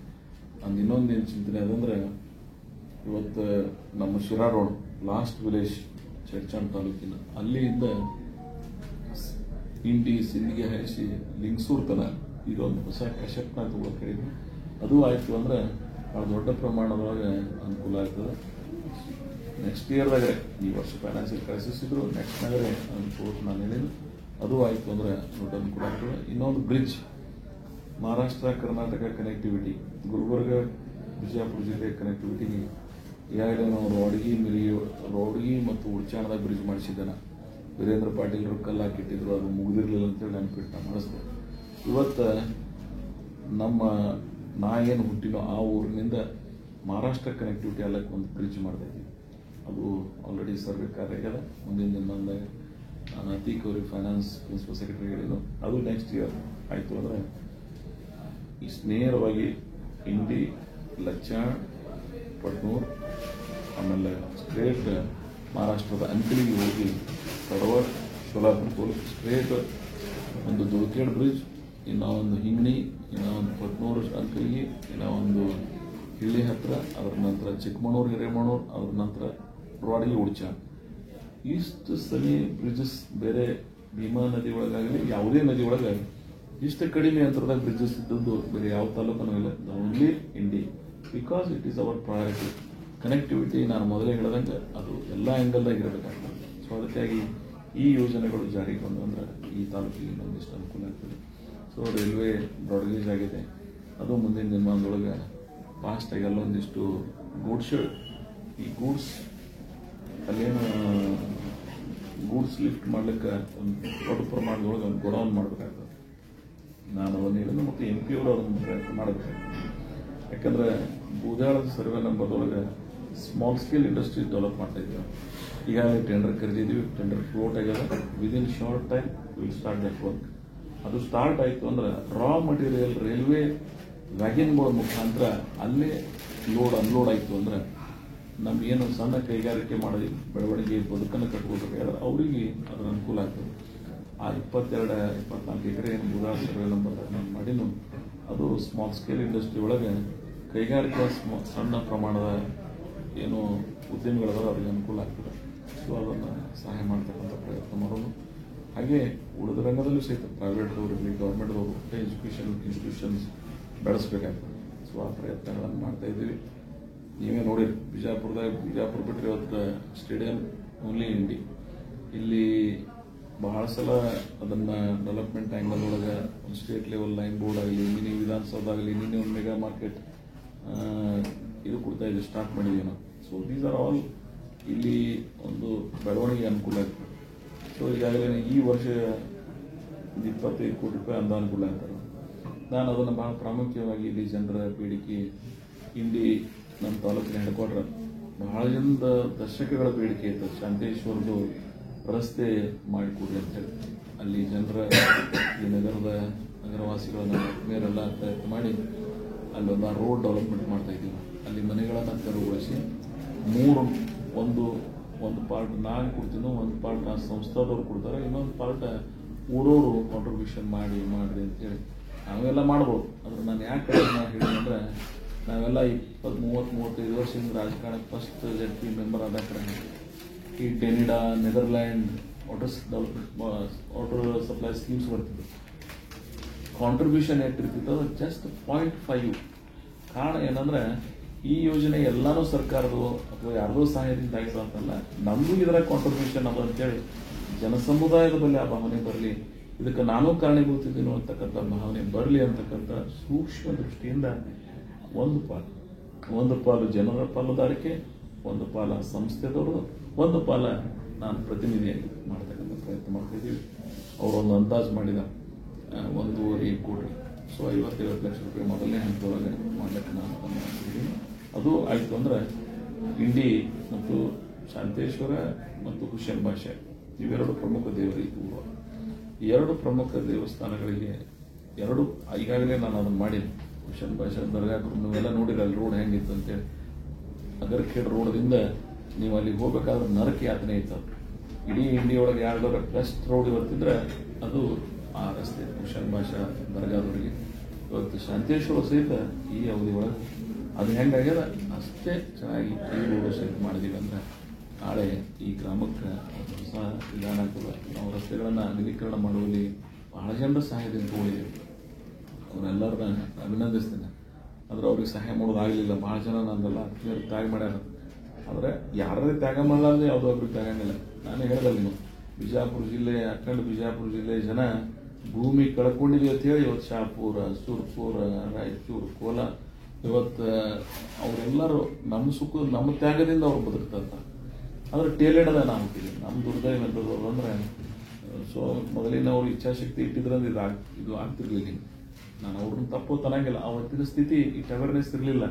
ನೀರಿನ ಇಷ್ಟು ಡಿಮಾಂಡ್ ಬರ್ತದೆ ಯಾರು ತಿಳ್ಕೊಂಡಿರ್ಲಿಲ್ಲ. ಮಹಾರಾಷ್ಟ್ರದ ಜೊತೆಗೆ ನಾವು ಒಪ್ಪಂದ ಮಾಡಿ ಆ ಕೊಯ್ನಾ ಉಜ್ನಿ ಡ್ಯಾಮ್ ಕಟ್ಟಡ ನಮ್ದೊಂದಿಟ್ಟು ಸ್ವಲ್ಪ ಕಾಂಟ್ರಿಬ್ಯೂಷನ್ ಕೊಟ್ಟಿದೀವಿ ಅಂದ್ರೆ ನನಗೆ ಬರ್ತಿರ್ಲಿಲ್ಲ ಇವತ್ತು. ಅವತ್ತಾದಂತ ಎಲ್ಲ ಚಾತುರ್ಯಗಳನ್ನ ಸರಿಪಡಿಸ್ತಕ್ಕಂಥ ಜಾಗದಾಗ ನಾವಿದ್ದೀವಿ. ಬಟ್ ಅದು ಹಿಂದಿನವ್ರು ಏನೇ ಆಗಿರಲಿ, ಅವತ್ತಿನ ಪರಿಸ್ಥಿತಿಗೆ ಅನುಗುಣವಾಗಿ ಅವರೆಲ್ಲ ಇಚ್ಛಾಶಕ್ತಿ ಇಲ್ಲ ಅಂತೇಳಿ ನಾವೇ ನಮ್ಮಲ್ಲೇ ಒಳದಂಡಿ ಒಳಗೆ ಹುಟ್ಟಿದೇವೆ. ನಮ್ಮ ಒಳದಂಡಿ ಭೂಮಿ ದಂಡಿಗೆಲ್ಲ ಚೊಕ್ತಿ ಸಾಲ ಬೆಳಿತಿದ್ವಿ. ಇವತ್ತಿಲ್ಲ, ನೀರಿಗೆ ಹೋಗಿ ಬೆಳೆ ಮಾಡ್ತೇವೆ ನಾವು. ನಮ್ಮ ಕಬ್ಬು ಒಯ್ದು ನೀರು ಎಲ್ಲಿ ತನ ಇರ್ತದೋ ಅಲ್ಲಿ ತನ ಒಯ್ದಿಸ್ತೀವಿ. ಆ ಕಾಲ ಹಂಗಿತ್ತು, ಈ ಕಾಲ ಹಿಂಗ. ಸೊ ಪವರ್ ಡೆವಲಪ್ ಆಗಿದೆ. ನಿಮ್ಗೆ ಹೇಳ್ಬಿಡ್ತೀವಿ, ಕರ್ನಾಟಕದಾಗ ಅತಿ ಹೆಚ್ಚು ಪವರ್ ಸ್ಟೇಷನ್ಗಳು ಇದ್ದದ್ದು ಒಂದು ಕಾಲ ಹಾಸನ ಇತ್ತು. ನಾವು ಅಖಂಡ ಬಿಜಾಪುರ, ಬಾಗಲಕೋಟೆ. ಒಂದಷ್ಟು ಅಲ್ಲ ನನಗೆ ಖುಷಿ ಅನಿಸ್ತದೆ. ನೀರು ತರ್ತಾ ಇದ್ದೀವಿ, ಭವಿಷ್ಯಕ್ಕೂ ನೀರಿನ ಬರುವುದ. ಅದಕ್ಕಿಂತ ಮೊದಲೇ ನಮ್ದು ನೆಟ್ವರ್ಕ್.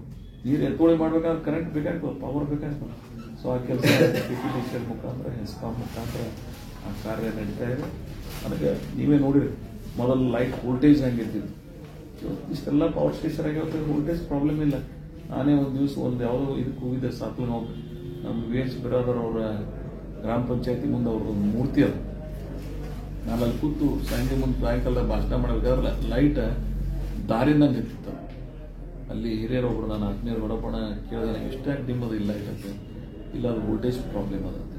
ನಾನು ಅವತ್ತೇ ನಿರ್ಣಯ ಮಾಡಿ ಗೆದ್ದ ಬಳಕ ಅವರು ಅಡಿಗೆ ಒಳಗೆ ಪವರ್ ಸ್ಟೇಷನ್ ಮಾಡಿದೀವಿ, ಮಸಳಿ ಒಳಗೆ ಮಾಡಿದೀವಿ.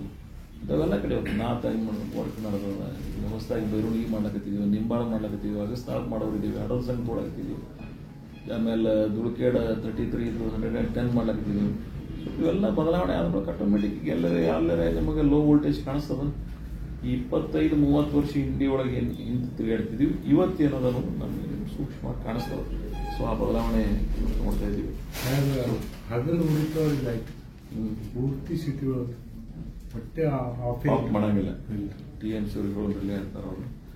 ಇಲ್ಲ ಮ್ಯಾನೇಜ್ಮೆಂಟ್ ಬೇಕಲ್ಲ, ಮತ್ತೆ ಹೆಚ್ಚಿಗೆ ಆಗಿದೆ ಅಂತ ಹೇಳಿ ಅದನ್ನು ಹೊರ ಚೆಲ್ಲೋದು ಅದನ್ನು ಉಳಿಸ್ಬೇಕಾಗುತ್ತೆ. ಚೀಫ್ ಆಫೀಸರ್ ಅದಾರಲ್ಲ ನಮ್ಮಗಳ ನಿಮಗೆ ಹೇಳಕತ್ತಾರ ಅವರು, ನಮಗೆಲ್ಲ ನೀವು ಅಡ್ಮಿನಿಸ್ಟ್ರೇಟರ್ ಮತ್ತು ಚೀಫ್ ಆಫೀಸರ್ ನಿಮ್ಮ ಜವಾಬ್ದಾರಿ. ಯಾವುದೇ it is national waste. Suryaprakash ಭಗವಂತ ಕೋಟೆ ಮತ್ತೆ ನಮ್ಮದೇ ಹಾಕಬೇಕು.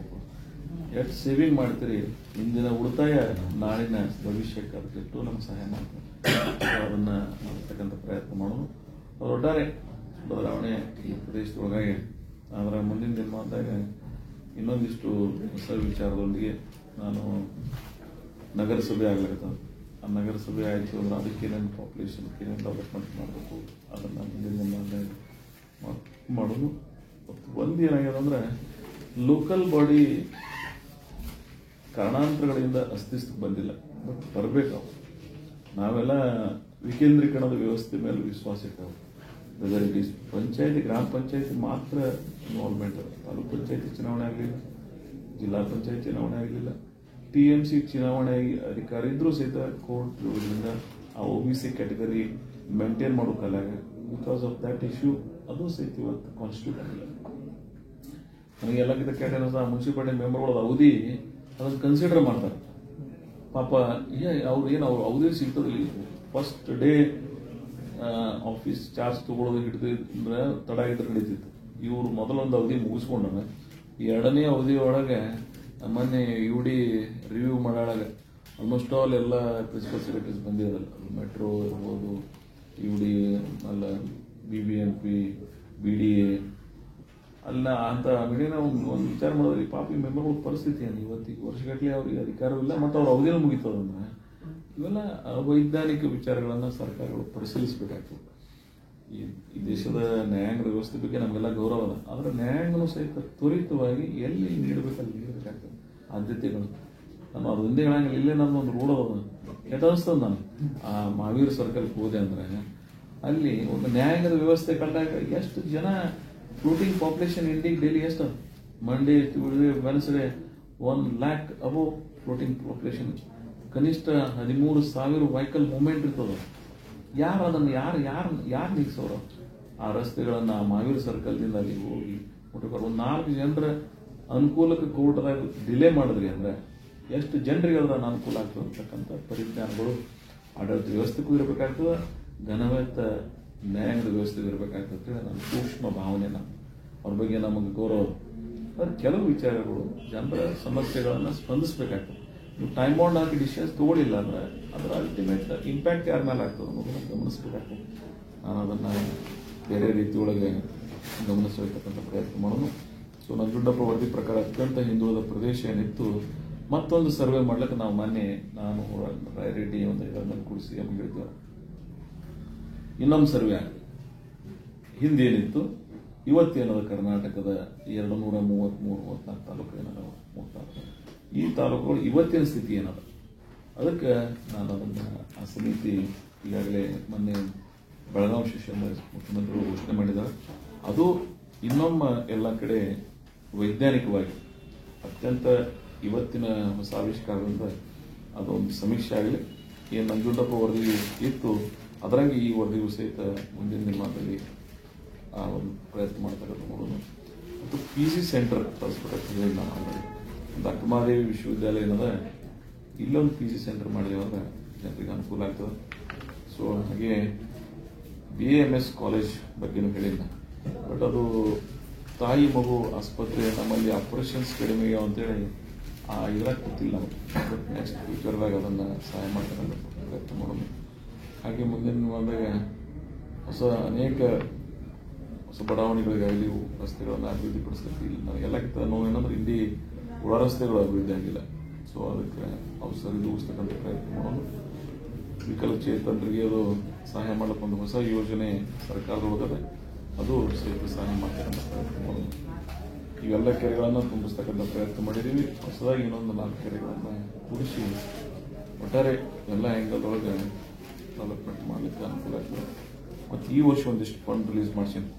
ಅದನ್ನು ಈ ಮುಂದಿನ ಫೆಬ್ರವರಿ 11ನೇ ತಾರೀಕಿನ ನಂತರ ನಾನು ಅವೆಲ್ಲವನ್ನು ಉದ್ಘಾಟನೆ ಮಾಡ್ತಕ್ಕಂಥ, ಶಂಕುಸ್ಥಾಪನೆ ಮಾಡ್ತಕ್ಕಂಥ ಪ್ರಯತ್ನ ಮಾಡೋದು. ಇನ್ನೊಂದು ಇಂಡಿ ನೂತನ ಜಿಲ್ಲೆ ಆಗಬೇಕಂತ ಆಶೆ ನಂದಿತ್ತು. ನನ್ನ ಕಮಿಟ್ಮೆಂಟ್ ಅದ.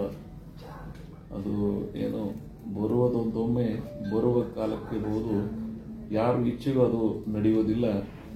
ಈಚೆಗೆ ಕರೆದಾಗ ಅದರ ಸುಗ್ಗಿಯ ಕಾಲ ಸ್ವ ಇಚ್ಛೆಯಲ್ಲಿ ತುಂಬಿದರೂ ತಡೆಯಲಾಗುವುದಿಲ್ಲ ಅಂತಕ್ಕಂಥ ಬಹಳ ಸೂಕ್ಷ್ಮ ಮಾತನ್ನು ನಿಮ್ಮೊಂದು ಹೇಳಿ, ದಟ್ ಈಸ್ ಅವರ್ ಕಮಿಟ್ಮೆಂಟ್.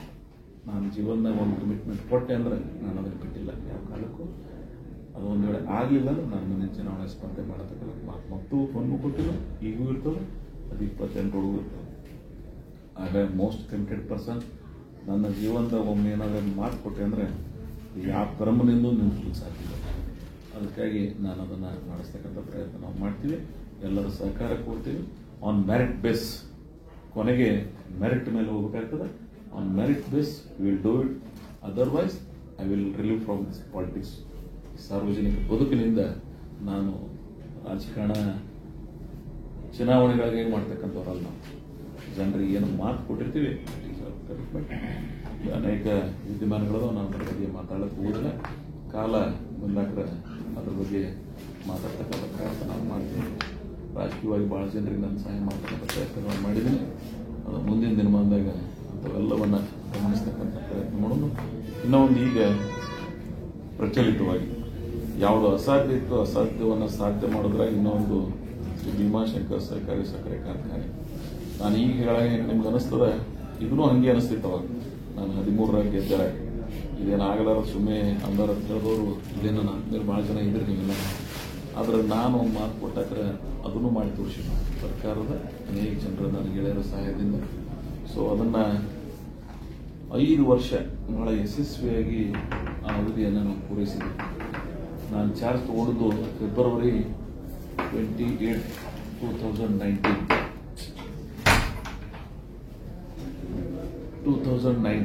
ಅದಕ್ಕೆ ಬೇಡ ಬಂದ್ ಮಾಡೋದು. 2019ದಾಗ ನಾನೇನು ಚಾರ್ಜ್ ತಗೊಂಡು ಹೋಗಿ ಮಾಡಿದೆ. ಇಲ್ಲಿ ತನಕ ನಾವು ಶುಗರ್ ಫ್ಯಾಕ್ಟ್ರಿ ಪ್ರಾರಂಭ ಹಿಡಿದು ಇವತ್ತು ರೈತರಿಗೆ FRPಗಿಂತ ಹೆಚ್ಚಿಗೆ ಬೆಲೆ ಕೊಟ್ಟಿದ್ದೀವಿ. ಆಮೇಲೆ HNT ಕೊಟ್ಟಿದ್ದೀವಿ, ಯೂಸ್ ಮಾಡಿದ್ದೀವಿ. ಮೇಂಟೆನೆನ್ಸ್ ಸರಿಯಾಗಿ ಮಾಡಿದ್ದೀವಿ ನಾವು. ಸಪ್ಲೈಯರ್ಸ್ ಮತ್ತು ಸ್ಯಾಲರೀಸ್ ನಮ್ಮ ವರ್ಕರ್ಸ್ ಒಂದು ಇವತ್ತು ಸಾವಿರಾರು ಜನರಿಗೆ ಅದು ಉದ್ಯೋಗಾವಕಾಶ ಹೋಗಿ ಅವ್ರ ಬದುಕಿಗೆ ಅದು ಆಧಾರ ಆಗಿದೆ. ಅಪರೋಕ್ಷವಾಗಿ ಪರೋಕ್ಷವಾಗಿ 10,000 ರೈತರಿಗೆ ಅದರ ಅನುಕೂಲ ಆಗ್ತದೆ. HNT ಟ್ರ್ಯಾಕ್ಟರ್ಸ್ ಡ್ರೈವರ್ ಇರ್ಬೋದು, ರೈತರಿರ್ಬೋದು, ನಮ್ಮ ಕಾರ್ಖಾನೆ ವರ್ಕರ್ಸ್ ಇರ್ಬೋದು, ಸಿಬ್ಬಂದಿ ಇರ್ಬೋದು. ಸೊ ಇವೆಲ್ಲರಿಗೂ ಅನುಕೂಲ ಆಗ್ತಕ್ಕಂಥ ಪ್ರಯತ್ನ ನಾವು ಮಾಡಿದ್ದೀವಿ. ಆ ಕಾರ್ಖಾನೆ ಚುನಾವಣೆ ಘೋಷಣೆ ಆಗಿದೆ. ಕೋಆಪರೇಟಿವ್ ಮೂವ್ಮೆಂಟ್ ಪ್ರಕಾರ ಕರೆಕ್ಟಾಗಿ ನಾಳೆ ಫೆಬ್ರವರಿ 11ನೇ ತಾರೀಕಿಗೆ ಚುನಾವಣೆ ಮುಗಿದು, ಯಾಕಂದ್ರೆ ಫೆಬ್ರವರಿ 28ಕ್ಕೆ ನಾ ಏನು ಚಾರ್ಜ್ ತಗೊಂಡಿದ್ದೆ ಅದಕ್ಕಿಂತ ಒಳಗಾಗಬೇಕಂತಕ್ಕಂಥ ಆಸೆ ಇಟ್ಕೊಂಡು ನಾನು ಅದನ್ನು ಅದಕ್ಕಿಂತ ಬಿಫೋರೇ ಮಾಡಿರ್ತೀವಿ. ಅದರ ಪ್ರಕಾರ ಇವತ್ತು ಕೋಆಪರೇಟಿವ್ ಡಿಪಾರ್ಟ್ಮೆಂಟ್ ಚುನಾವಣೆ ಡಿಕ್ಲೇರ್ ಮಾಡಿದ್ದಾರೆ. ಈ ಆ ಪ್ರಕ್ರಿಯೆದೊಳಗದ ಇವತ್ತಿನಿಂದ ನಾಮಿನೇಷನ್ಸ್ ಪ್ರಾರಂಭ. ನಾಳೆ 27 ನನ್ನಿಂದ 3ನೇ ತಾರೀಕಿನ ತನಕ ನಾಮಿನೇಷನ್ಸ್ ಅದ. 4ನೇ ತಾರೀಕಿಗೆ ಸ್ಕೂಟ್ನಿ ಇದೆ, 5ನೇ ತಾರೀಕಿಗೆ ವಿಡ್ರಾಲ್ ಅದ, 11ನೇ ತಾರೀಕಿಗೆ ಮತದಾನ ಅದ. ಸೊ ನಾನು ಕೋಆಪರೇಟಿವ್ ಮೂವ್ಮೆಂಟ್ ಅನ್ನ ಬೆಳೆಸಬೇಕಂತೇಳಿ ಈ ಭಾಗದ ರೈತರಿಗೆ ಒಂದು ಕಳಕಳಿ ಮನವಿ, ನೀವು ಅದರ ಪಾಲ್ಗೊಳ್ಳಬೇಕು, ಯೋಗ್ಯತಾವಂಡನ್ನ ಆಯ್ಕೆ ಮಾಡಬೇಕು, ಯೋಗ್ಯವಾಗಿ ಯೋಗ್ಯ ಸರ್ಕಾರಿ ಸಂಸ್ಥೆ ಅಂತ ಅನಿಸಬೇಕು. ಅಷ್ಟೇ ನನ್ನ ಆಸೆ, ಮತ್ತು ಫೇರ್ ಆಗಿರಬೇಕು. ನಾನು ಅದನ್ನು ಪ್ರೈವೇಟ್ ಬಾಗಲಕೋಟೆ ಜಿಲ್ಲೆ ಒಳಗೆ ಒಬ್ಬರು ಕೋಆಪರೇಟಿವ್ ಪ್ರೈವೇಟ್ ಫ್ಯಾಕ್ಟ್ರಿ ಮಾಡ್ಕೊಂಡ್ರು 13ರಿಂದ 18 ನಾ ಹೇಳದಂಗೆ ಅದು ನಾನು ಪ್ರೈವೇಟ್ ಮಾಡ್ಕೋಬೋದಾಗಿತ್ತು. ಅದು ನನ್ನ ಆಸೆ ಇರಲಿಲ್ಲ. ನನಗಿದು ರೈತರ ಆಸ್ತಿ ಮಾಡಬೇಕಂತ ಕಮಿಟ್ಮೆಂಟ್ ಇತ್ತು. I have done it. ನನಗೆ ಇವತ್ತು ಮತ್ತೆ ಜನರ ಮುಂದೆ, ಜನರ ಆಶೀರ್ವಾದದಿಂದ ಯಾರು ಆಯ್ಕೆ ಮಾಡ್ತಾರೆ ಆ ಕಾರ್ಖಾನೆ ಭವಿಷ್ಯವನ್ನು ರೂಪಿಸಬೇಕು ಮತ್ತು ಆ ಕಾರ್ಖಾನೆ ಬೆಳವಣಿಗೆ ಆಗಬೇಕು. 3,500 ಟನ್ ಕ್ರಷ್ ಮಾಡೋ ಕೆಪಾಸಿಟಿ ಫ್ಯಾಕ್ಟರಿ 4,500 ಕ್ರಷ್ ಮಾಡಿದ್ದೇವೆ ನಾವು. With Isgec machinery, Shin Nippon turbine, the heart of the institution ಅಂತ ಕರಿತೀವಿ ನಾವು. ಅದು ಯಾವುದೇ ಭಾರತ ದೇಶದ ಸಹಕಾರಿ ಸಕ್ಕರೆ ಕಾರ್ಖಾನೆ ಒಳಗೆ ಸಿನಿಫಾನ್ ಟರ್ಬೈನ್ ಅಳವಡಿಸೋದು ಎಲ್ಲಿ ಇಲ್ಲ. ಅಳವಡಿಸಿದ್ರೆ ಅದನ್ನ ರಾಜಕಾರಣ ಬಿಟ್ಟು ಬೇರೆ ಲೋ ಪ್ರೊಫೈಲ್ ಮಾಡ್ಕೋತಾರೆ. ಪ್ರೈವೇಟ್ ದಾಲ್ಮಿಯಾ ಏನು ಶುಗರ್ ಇಂಡಸ್ಟ್ರಿ ಒಳಗೆ ದೊಡ್ಡ ಹೆಸರು ಮಾಡಿದವರು ಅವ್ರು ತೊಗೊಂಬಂದ. But in cooperative we have gun number 1 turbine. ಸಿನಿಫಾನ್ಗೆ ಹೋಗಿದ್ವಿ ನಾವು, ಇಜಾಕ್ದ ಮಷಿನರಿ ತೊಗೊಂಡಿದ್ದೀವಿ, ಬಾಯ್ಲರ್ ಅವ್ರು ತೊಗೊಂಡಿದ್ದೀವಿ. ಸೊ ಇಡೀ ಪ್ರಾಜೆಕ್ಟ್ ಇವತ್ತು ಪ್ರಾಬ್ಲಮ್ ಇರಲಾರ್ದು ಇವತ್ತು ನಡೆಸ್ತಾ ಇದ್ದೀವಿ. ನಿಮ್ಗೆ ಇಷ್ಟೇ ತಿಳ್ಕೊಂಡ್ಬಿಟ್ರೆ ಅದ್ರ ಎಫಿಷಿಯನ್ಸಿ 3,500 ಕೆಪಾಸಿಟಿ ಇದ್ರೆ ಇವತ್ತು ನಾವು ಅದನ್ನು 4,000ರಿಂದ 5,000 ಕ್ರಷ್ ಮಾಡಿದ್ದೇವೆ ಪ್ರತಿ ವರ್ಷ. But this here because of drought ಕಬ್ಬಿನ ಕೊರತೆ ಇರೋದ್ರಿಂದ ಕಡಿಮೆ ನಾವು ಮಾಡ್ತಾ ಇದ್ದೀವಿ. So we have given good rate for farmers. ರೈತರಿಗೆ ಯೋಗ್ಯ ಬೆಲೆ ಕೊಟ್ಟಿದ್ದೀವಿ. ರೈತರಿಗೆ ಅದರದೇ ಆದಂಥ ಇದು ನಮ್ಮ ಆಸ್ತಿ ಅನ್ನಂಗೆ ಅದನ್ನು ಇವತ್ತು ಮನವರಿಕೆ ಆಗಿದೆ. ಸೊ ಅದಕ್ಕೆ ಒಂದು ಮಾಡಿದ್ದೀವಿ. ಇನ್ನು ಮುಂದಿನ ನಿರ್ಮಾಣ ಇನ್ನೊಂದು ಕಮಿಟ್ಮೆಂಟ್ ಕೊಟ್ಟು ನಾನು ಜಿ ಬಿ ಒಳಗೆ ಹೇಳಿದ್ದೆ. ಅದರ ಪ್ರಕಾರ ಈಗಾಗಲೇ ಡಿಸ್ಟಿಲರಿ ಎಥನಾಲ್ ಪ್ಲಾಂಟ್ ಪ್ರಾರಂಭ ಮಾಡಿದ್ದೀವಿ. 115 KLPD, 115 KLPD distillery ethanol plant. ಅದು ಸ್ಟಾರ್ಟ್ ಆಯಿತು ಅಂದರೆ 159 ಕೋಟಿ ರೂಪಾಯಿ ಪ್ರಾಜೆಕ್ಟ್. ಅದು ಈಗಾಗಲೇ 40% ಕೆಲಸ ಅಲ್ಲಿ ಮಷಿನರಿ ಪ್ರಾಡಕ್ಟ್ ಮ್ಯಾನುಫ್ಯಾಕ್ಚರ್ ಆಗಿದೆ. Civil work more than 63% work ಆಗಿದೆ. ನಂದು ಸಿವಿಲ್ ವರ್ಕ್ ಫೆಬ್ರವರಿ ಎಂಡದೊಟ್ಟಿಗೆ ಸಿವಿಲ್ ವರ್ಕ್ ಮುಗಿಸ್ತೀವಿ. ಮೇ ಎಂಡದೊಟ್ಟಿಗೆ ಡಿಸ್ಟಿಲರಿ ಪ್ಲಾಂಟ್ ತರ್ತೀವಿ. ಮುಂದಿನ ನವೆಂಬರ್ 1ಕ್ಕೆ ಬಾಯ್ಲರ್ ವಿತ್ ಥರ್ಮ್ಯಾಕ್ಸ್ ಕಂಪನಿ, ಅದರಾಗೂ ನಿಮಗೆ ಮಾಡ್ತೀವಿ. ಬಾಯ್ಲರ್ದಾಗ the top number 1 is Thermax. So ಆ ಥರ್ಮ್ಯಾಕ್ಸ್ ಬಾಯ್ಲರ್ ತಂದು ಇಡೀ ಡಿಸ್ಟಿಲರಿ ಯೂನಿಟ್ ನೆಕ್ಸ್ಟ್ ನವೆಂಬರ್ 1ಕ್ಕೆ ನಮ್ಮ ಸೀಸನ್ ಸ್ಟಾರ್ಟ್ ಆಗ್ತದೆ. ವಿತ್ ಡಿಸ್ಟಿಲರಿ ಎಥನಾಲ್ ಪ್ಲಾಂಟ್ನೊಂದಿಗೆ ನೆಕ್ಸ್ಟ್ ವರ್ಷದ ಶುಗರ್ ಪ್ರೊಡಕ್ಷನ್ ಸ್ಟಾರ್ಟ್ ಆಗ್ತದೆ. ನೆಕ್ಸ್ಟ್ ಶುಗರ್ಗಿಂತ ಬೈ ಪ್ರಾಡಕ್ಟ್ ಶುಗರ್ ಆಗ್ತದೆ. ಡಿಸ್ಟಿಲರಿ ನಮ್ಮ ಆದ್ಯತೆ ಆಗಿರ್ತದೆ. ಬಿಕಾಸ್ ಗುಡ್ ರೇಟ್ ನಮ್ಮ ಕಮಿಟ್ಮೆಂಟ್ ಇರ್ತದೆ. ಈ ಆಯಿಲ್ ಕಾರ್ಪೊರೇಷನ್ಸ್ ಏನಿರ್ತಾವ OMCs ಅವ್ರ ಜೊತೆಗೆ ನಮ್ಮದು ಟ್ಯಾಗ್ ಆಗಿರ್ತದೆ. ಅವರು ನಾವು ಕೂಡಿ ಒಪ್ಪಂದ ಮಾಡ್ಕೊಂಡು ಆ ರೇಟ್ ಪ್ರಕಾರ ಪೂಜೆನೂ ಸಹಿತ ಕರ್ನಾಟಕದಾಗ 5-6 ಸಕ್ಕರೆ ಕಾರ್ಖಾನೆಗಳಿಗೆ ಪೂಜೆನೂ ಒಳ್ಳೆ ರೇಟ್ ಸಿಗ್ತದೆ. ನಾವೆಲ್ಲ ಅಡ್ಡಲ್ಕ್ ಅಪ್ರೋಚ್ ಆಗಿ ನ್ಯಾಯಾಂಗದ ಮುಖಾಂತರ ನಮ್ಗೆ ರೇಟ್ ತಂದ್ವಿ. ಹೊಸ ಓನ್ಲಿ ನಂದು ನಿರಾಣಿ ಒಂದು 5-6 ಮಂದಿ ಸಿಕ್ಕಾವು. ಆ ರೇಟ್ ವೆರಿ ಹೈಯೆಸ್ಟ್ ರೇಟ್ ಕರ್ನಾಟಕದ 86 ಸಕ್ಕರೆ ಕಾರ್ಖಾನೆ ಒಳಗೆ ನಮ್ಮ ಒಂದು 5-6 ಮಂದಿಗೆ ಅನುಕೂಲ ಆಗಿದೆ. ಆ ಕಾರ್ಖಾನೆಗೆ ಆ ಉತ್ತೇಜನ ನೀಡ್ತಕ್ಕಂಥ ಪ್ರಯತ್ನ ಮಾಡ್ತೀವಿ. ಅದಕ್ಕೆ ಇವತ್ತು ನಾವು ಸಾಲ ನಿಮ್ಗೆ ಗೊತ್ತದ 4-5 ವರ್ಷಕ್ಕೊಮ್ಮೆ ಡ್ರಾಟ್ ಮಾಡ್ತೀವಿ. ಡ್ರಾಟ್ ನಾನು ಮೊದಲೇ ಹೇಳ್ದಂಗೆ ನಿಮಗೂ ನಮಗೆಲ್ಲ ಅಲ್ಲೇ ಹುಟ್ಟಿದ್ವಿ. 2 ವರ್ಷ ಅನುಕೂಲ ಅದ ಅನ್ನೋದ್ರಾಗ 1-2 ವರ್ಷ ಬರ ಬರ್ತದೆ. ಇಷ್ಟಿದ್ದ ಸ್ಥಿತಿ ಒಳಗೂ ಸಹಿತ ಆ ಕಾರ್ಖಾನೆಗೆ ಏನು ಲಾಭ ಮಾಡಿದೀವಿ ಅಂದ್ರೆ ಪ್ರತಿ ವರ್ಷ ಕಂತು ಮತ್ತು ಬಡ್ಡಿ ಕಟ್ಟಿದ್ವಿ. ಕಂತು ಮತ್ತು ಬಡ್ಡಿ ಎಷ್ಟಾಗ್ತದೆ ಅಂದ್ರೆ ಒಂದು ವರ್ಷ 70 ಕೋಟಿ ಕಟ್ಟಿದೀವಿ, ಒಂದು ವರ್ಷ 60 ಕೋಟಿ ಕಟ್ಟಿದೀವಿ, ಒಂದು ವರ್ಷ 55 ಕೋಟಿ ಕಟ್ಟಿದೀವಿ. ಇವೆಲ್ಲ ಕೂಡಿಸಿದ್ರೆ 307 ಕೋಟಿ ರೂಪಾಯಿ ಕಟ್ಟಿದ್ವಿ. ಏನ ಕಾರ್ಖಾನೆ ಮಾಡ್ಲಿಕ್ಕೆ ನನಗೆ ವೆಚ್ಚ ಬಂದಿಲ್ಲ ಅಷ್ಟು ಅಟ್ಕಂತ ಬಡ್ಡಿ ಕಟ್ಟೀನಿ. ಲಾಭ ಯಾರಿಗೆ ಆಗ್ಯದ ಅಂದ್ರೆ ಬ್ಯಾಂಕರ್ಸ್ಗೆ ಆಗ್ಯದ. ಅವ್ರಿಗೆ ತಪ್ಪತ್ತು ಅನ್ನಂಗಿಲ್ಲ. ಅವ್ರು ನಮ್ಗೆ ಸಹಾಯ ಮಾಡಿದಾರೆ ಕಷ್ಟ. ನಾವು ಸಾಲ ತಗೊಂಡೇವಲ್ಲ ಅವ್ರು ಕಟ್ಟಬೇಕಾಗ್ತದೆ. ಕಂತ ಮತ್ತು ಬಡ್ಡಿ ಇವತ್ತಿನ ತನಕ ಡಿಫಾಲ್ಟರ್ ಇಲ್ಲ. ಎವ್ರಿ ಮಾರ್ಚ್ ಬಿಫೋರ್ 31st ನಾವು ಯಾರ್ಯಾರು ಸಾಲ ತಗೊಂಡಿದ್ವಿ ಅವ್ರು ಸರಿಯಾಗಿ ಅವ್ರ ಸಾಲ ಕಟ್ಟಿದ್ವಿ. ಆ ಇನ್ಸ್ಟಿಟ್ಯೂಷನ್ ಎಲ್ಲ ಆ್ಯಂಗಲ್ದೊಳಗೂ ಇವತ್ತು ಪ್ರಾಮಾಣಿಕವಾಗಿ ನಡೆಸಿದೀವಿ ಅನ್ನೋದನ್ನ ಜನರ ಮುಂದೆ ಇಡ್ತಕ್ಕಂಥ ಪ್ರಯತ್ನ ಮಾಡ್ತೀವಿ. ಇವತ್ತೇ ನಿಮ್ಮ ಮುಖಾಂತರ ನಾನು ಜನರಿಗೆ ಮನವಿ ಮಾಡ್ಕೋತೀನಿ. ಭಯಂಕರನ ಇದಕ್ಕೆಲ್ಲ ತಿರುಗಾಡಿ ಯಾರ ಬಳಿ ಹೋಗಂಗಿಲ್ಲ. ನಾನು ಕಟ್ಟುದು ಅವ್ರ ಮನಸ್ಸಿಗೆ ಖಾತ್ರಿ ಇತ್ತು ಅಂದ್ರೆ ನಮ್ಮವ್ರಿಗೆ ಸಹಾಯ ಮಾಡಲಿ. ಇಲ್ಲ ಇವ್ರಿಗೆ ಸಹಾಯ ಆಗಿರಲಿಲ್ಲ ಅಂತ ಅನಿಸ್ತು, ಇವರು ಮೊದಲಿನವ್ರಾಗ ಸ್ವಂತ ಫ್ಯಾಕ್ಟ್ರಿ ಮಾಡ್ಕೊಳ್ಕೊಂಡಿದ್ರು, ಇವರು ಏನೋ ಮಾಡ್ಲಾರ್ದೇ ನಾಷ್ಟ ಮಾಡಿದ್ರು ಅಂದ್ರೆ ಬಿಟ್ಟಿರ್ತಾರೆ. ಸೊ ಲೆಟಸ್ ನಾನು ರೈತರಿಗೆ ಬಿಟ್ಬಿಡ್ತೀನಿ. ನಾನು ಅವ್ರ ಆಸ್ತಿ ಮಾಡಿದ್ದು ಅವರು ಯಾರ ಜೊತೆಗೆ ಇರಬೇಕು let us they will take their own decision. ಅದಕ್ಕಾಗಿ ನಾನು ಅದನ್ನು ಮುಂದಿನ ದಿನಮಾನದ ಪ್ರಯತ್ನವನ್ನು ಮಾಡೋಣ. ಇಲ್ಲಿ ಆ ಇಡೀ ಶುಗರ್ ಫ್ಯಾಕ್ಟ್ರಿ ನ್ಯಾಷನಲ್ ಹೈವೇ ಮೇಲೆ ಇವತ್ತು ಅದಕ್ಕೆ ಏನೇನು ಸವಲತ್ತು ಬೇಕು, ಸವಲತ್ತುಗಳು ಬೇಕು, ಇನ್ನೊಂದಿಷ್ಟು ಮುಂದಿನ ದಿನಮಾನದಾಗ ಒಂದು ಮಂಗಲ್ ಕಾರಲ್ಲಿ ಅಲ್ಲಿ ಒಂದು ಶಿಕ್ಷಣ ಸಂಸ್ಥೆ ಪ್ರಾರಂಭ ಮಾಡಿಸಿ ಉನ್ನತವಾದದ್ದು ಈ ಡ್ರಾಟ್ ಅದೆಲ್ಲ ಹೋದ ಬಳಕ ಅನುಕೂಲ ಆಗಿ ಆ ಸಾಲ ಮುಟ್ಟಿರ್ಬೇಕು. ನಾವು ಭಾಳ ಜನ ಹೇಳಿದ್ರು ರೈತರಿಗೆ ಒಂದಿಷ್ಟು ಸಕ್ಕರೆ ಕೊಡಬೇಕಾಗಿತ್ತು ನೀವು ಅಂತ. ಸಾಲ ಇಟ್ಕೊಂಡು ದಾನ ಮಾಡೋರಿಗೆ ಸರಿ ಅನ್ನಂಗಿಲ್ಲ, ತಿಳ್ಕೊಂಡು ಕೊಟ್ಟಿಲ್ಲ. ಇನ್ನು ಭಾಳ ಆಗಂಗಿಲ್ಲ ಅದೊಂದು. ಆದ್ರೆ ನಾವು ಎಲ್ಲಿ ತನಂದ್ರು ನಾನು ಇಲ್ಲೇ ಡಾಕ್ಟರ್ ಒಬ್ಬರಿಗೆ ಒಂದು TADA ಕೊಟ್ಟಿಲ್ಲ. ಎಷ್ಟಾತ TADA? ಆದ್ರೆ ಹನಿ ಹನಿ ಕುಡಿದ್ರೆ ಹಳ್ಳ, ಹಳ್ಳ ಹಳ್ಳ ಕುಡಿದ್ರೆ ನದಿ, ನದಿ ನದಿ ಕುಡಿದ್ರೆ ಸಮುದ್ರ. ಸೊ ಈ ಆ್ಯಂಗಲ್ ವಿಚಾರ ಮಾಡ್ಬೇಕಲ್ಲ. ಪಾಪ್ಯುಲಾರಿಟಿಗಾಗಿ ಏನೆಲ್ಲ ಮಾಡ್ಕೋತೀವಿ ಅಂದ್ರೆ ultimate that burden goes on that institution. ನಾನೇ ಕಟ್ಟಿನೋ ಅದು ನನ್ನ ಬೇಬಿ ಅದ, ಅದನ್ನು ರಕ್ಷಣೆ ಮಾಡೋದು ನನ್ನ ಜವಾಬ್ದಾರಿ ಇರೋದ್ರಿಂದ ಸುಮ್ಮನೆ ಪಾಪ್ಯುಲಾರಿಟಿಗಾಗಿ ನಾನು ಅದನ್ನು ಮಾಡ್ಲಿಕ್ಕೆ ಹೋಗಿಲ್ಲ.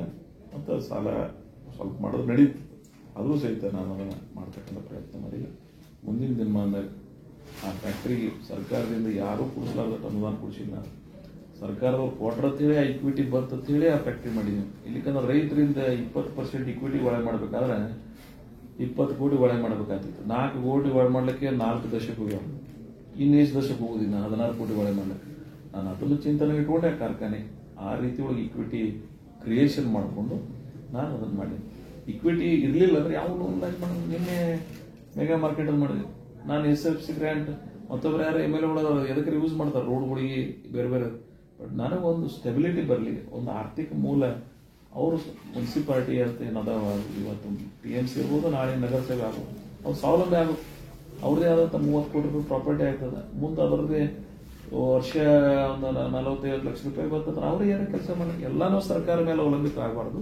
ಅವ್ರು ಸ್ವಾವಲಂಬಿ ಆಗಬೇಕು. ಆಮೇಲೆ ಅವಾಗ 8 ಕೋಟಿ ರೂಪಾಯಿ ನಾ ಇಕ್ವಿಟಿ ಅದು ಕೊಟ್ಟಿನಂತೇಳಿ 22 ಕೋಟಿ ರೂಪಾಯಿ KFDC ಲೋನ್ ಸಿಕ್ತು. ಇವತ್ತು 30 ಕೋಟಿ ಒಳಗೆ ಇವತ್ತು 268 ಅಂಗಡಿಗಳನ್ನ ಮಾಡಿದೀವಿ. ನಾಳೆ ಈ ಕೆಲವು ಆಗ್ಯಾವ ಇನ್ನೂ ಹಂತಗಳು ಮಾಡ್ತಾರೆ. ಸೊ ನನಗೆ ನಾನು ಯಾವಾಗಲೂ ಆ ಪ್ಲಾನ್ದಾಗ ಇಟ್ಕೊಂಡು ನಾವು ಕೆಲಸ ಮಾಡಬೇಕಾಗ್ತದೆ. ಸೊ ಅದನ್ನ ಮಾಡ್ತಕ್ಕಂಥ ಪ್ರಯತ್ನ ನಾನು ಮಾಡೀನಿ. ಸೊ ಭಾಳ ದಿನದಲ್ಲಿ ಅನೇಕ ಯೋಜನೆಗಳು ಉಳಿದಿದ್ದು ಅವೆಲ್ಲವನ್ನ ಹಂತವಾಗಿ ನಿಮ್ಗೆ ಗೊತ್ತದ. ನಾನು ಮೊದಲು ಮಾತಾಡೋದಕ್ಕಿಂತ ಮಾಡಿ ತೋರಿಸ್ತೀನಿ. ಈ ರಸ್ತೆಗಳು PRD ಒಂದು 5 ಕೋಟಿ ರೂಪಾಯಿ ರಸ್ತೆ ಸ್ಯಾಂಕ್ಷನ್ ಆಗಿದೆ. ಭಾಳ ಕೆಲವೇ ಕಾನ್ಸ್ಟಿಟ್ಯೂನ್ಸಿಗಳು ಕೊಟ್ಟಾರು.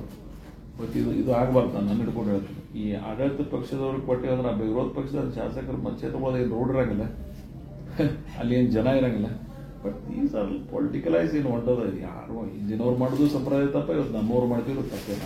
ಏನು ಕ್ಲಿಯರ್ ಕಟ್ ಯಾರ್ಯಾಕೆ ರೋಡ್ ತಪ್ಪು ಸರಿ, ಎಲ್ಲರಿಗೂ ಸರಿ ಜಮಾನ ಹೋಗ್ಬೇಕಾಗ್ತದೆ.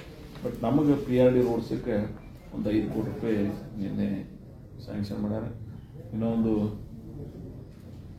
ದೇವಸ್ಥಾನಗಳ ಜೀರ್ಣೋದ್ಧಾರ ಮಾಡಲಿಕ್ಕೆ ತಾಲೂಕದ 3,75 ಲಕ್ಷ ರೂಪಾಯಿ ಒಂದು.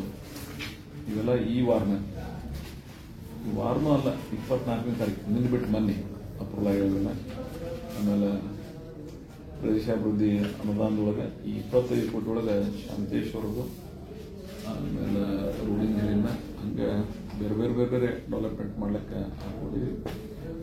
ಒಟ್ಟಾರೆ ಆ 25 ಕೋಟಿನೂ ಈ ತಾಲೂಕಿನ ಸಮಗ್ರ ಅಭಿವೃದ್ಧಿಯಲ್ಲಿ ಅನುಕೂಲ ಆಗ್ತದೆ. ಮತ್ತೆ ಯಾವಾಗ ಕೆಲಸಿದ್ರು ಮುಂದಿನ ದಿನಮಾನದಾಗ ಇನ್ನೊಂದಿಷ್ಟು ಹೆಚ್ಚಿಗೆ ಮಾಡ್ತಕ್ಕಂಥ ಪ್ರಯತ್ನ ಮಾಡೋಣ.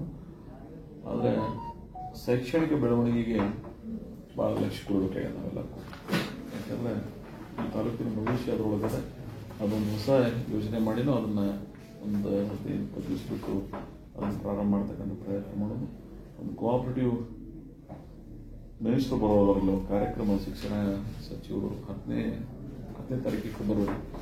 ಸೊ ಆ ಸಂದರ್ಭದಾಗ ಕೆಲವು ಘೋಷಣೆಗಳನ್ನು ಆ ವೇದಿಕೆಗಳ ಮೂಲಕ ಯೋಗಿ ಆಗ್ತದೆ ಅಂತ ತಿಳ್ಕೊಂಡಿಲ್ಲ. ಸೊ ಅದನ್ನು ಮಾಡ್ತಕ್ಕಂಥ ಪ್ರಯತ್ನ ಮಾಡೋದು. ಹಂಗೆ ಇಂಡಿ 23 ವಾರ್ಡ್ನಾಗ ಇನ್ನೊಂದು ಕೆಲವು ತಾಂಡಗಳು ಉಳಿದಿದ್ದು ಅವು ಸಹಿತ ಕುಡಿ ನೀರಿನ ಯೋಜನೆ ಮಾಡ್ತಕ್ಕಂಥ ಪ್ರಯತ್ನ ಮಾಡೋದು.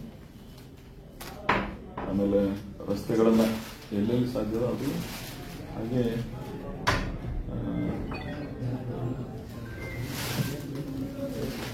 10ನೇ ತಾರೀಕಿನಾಗ ಹೇಳ್ತೀನಿ ಅಂತ ಅನೌನ್ಸ್ ಮಾಡೋದು.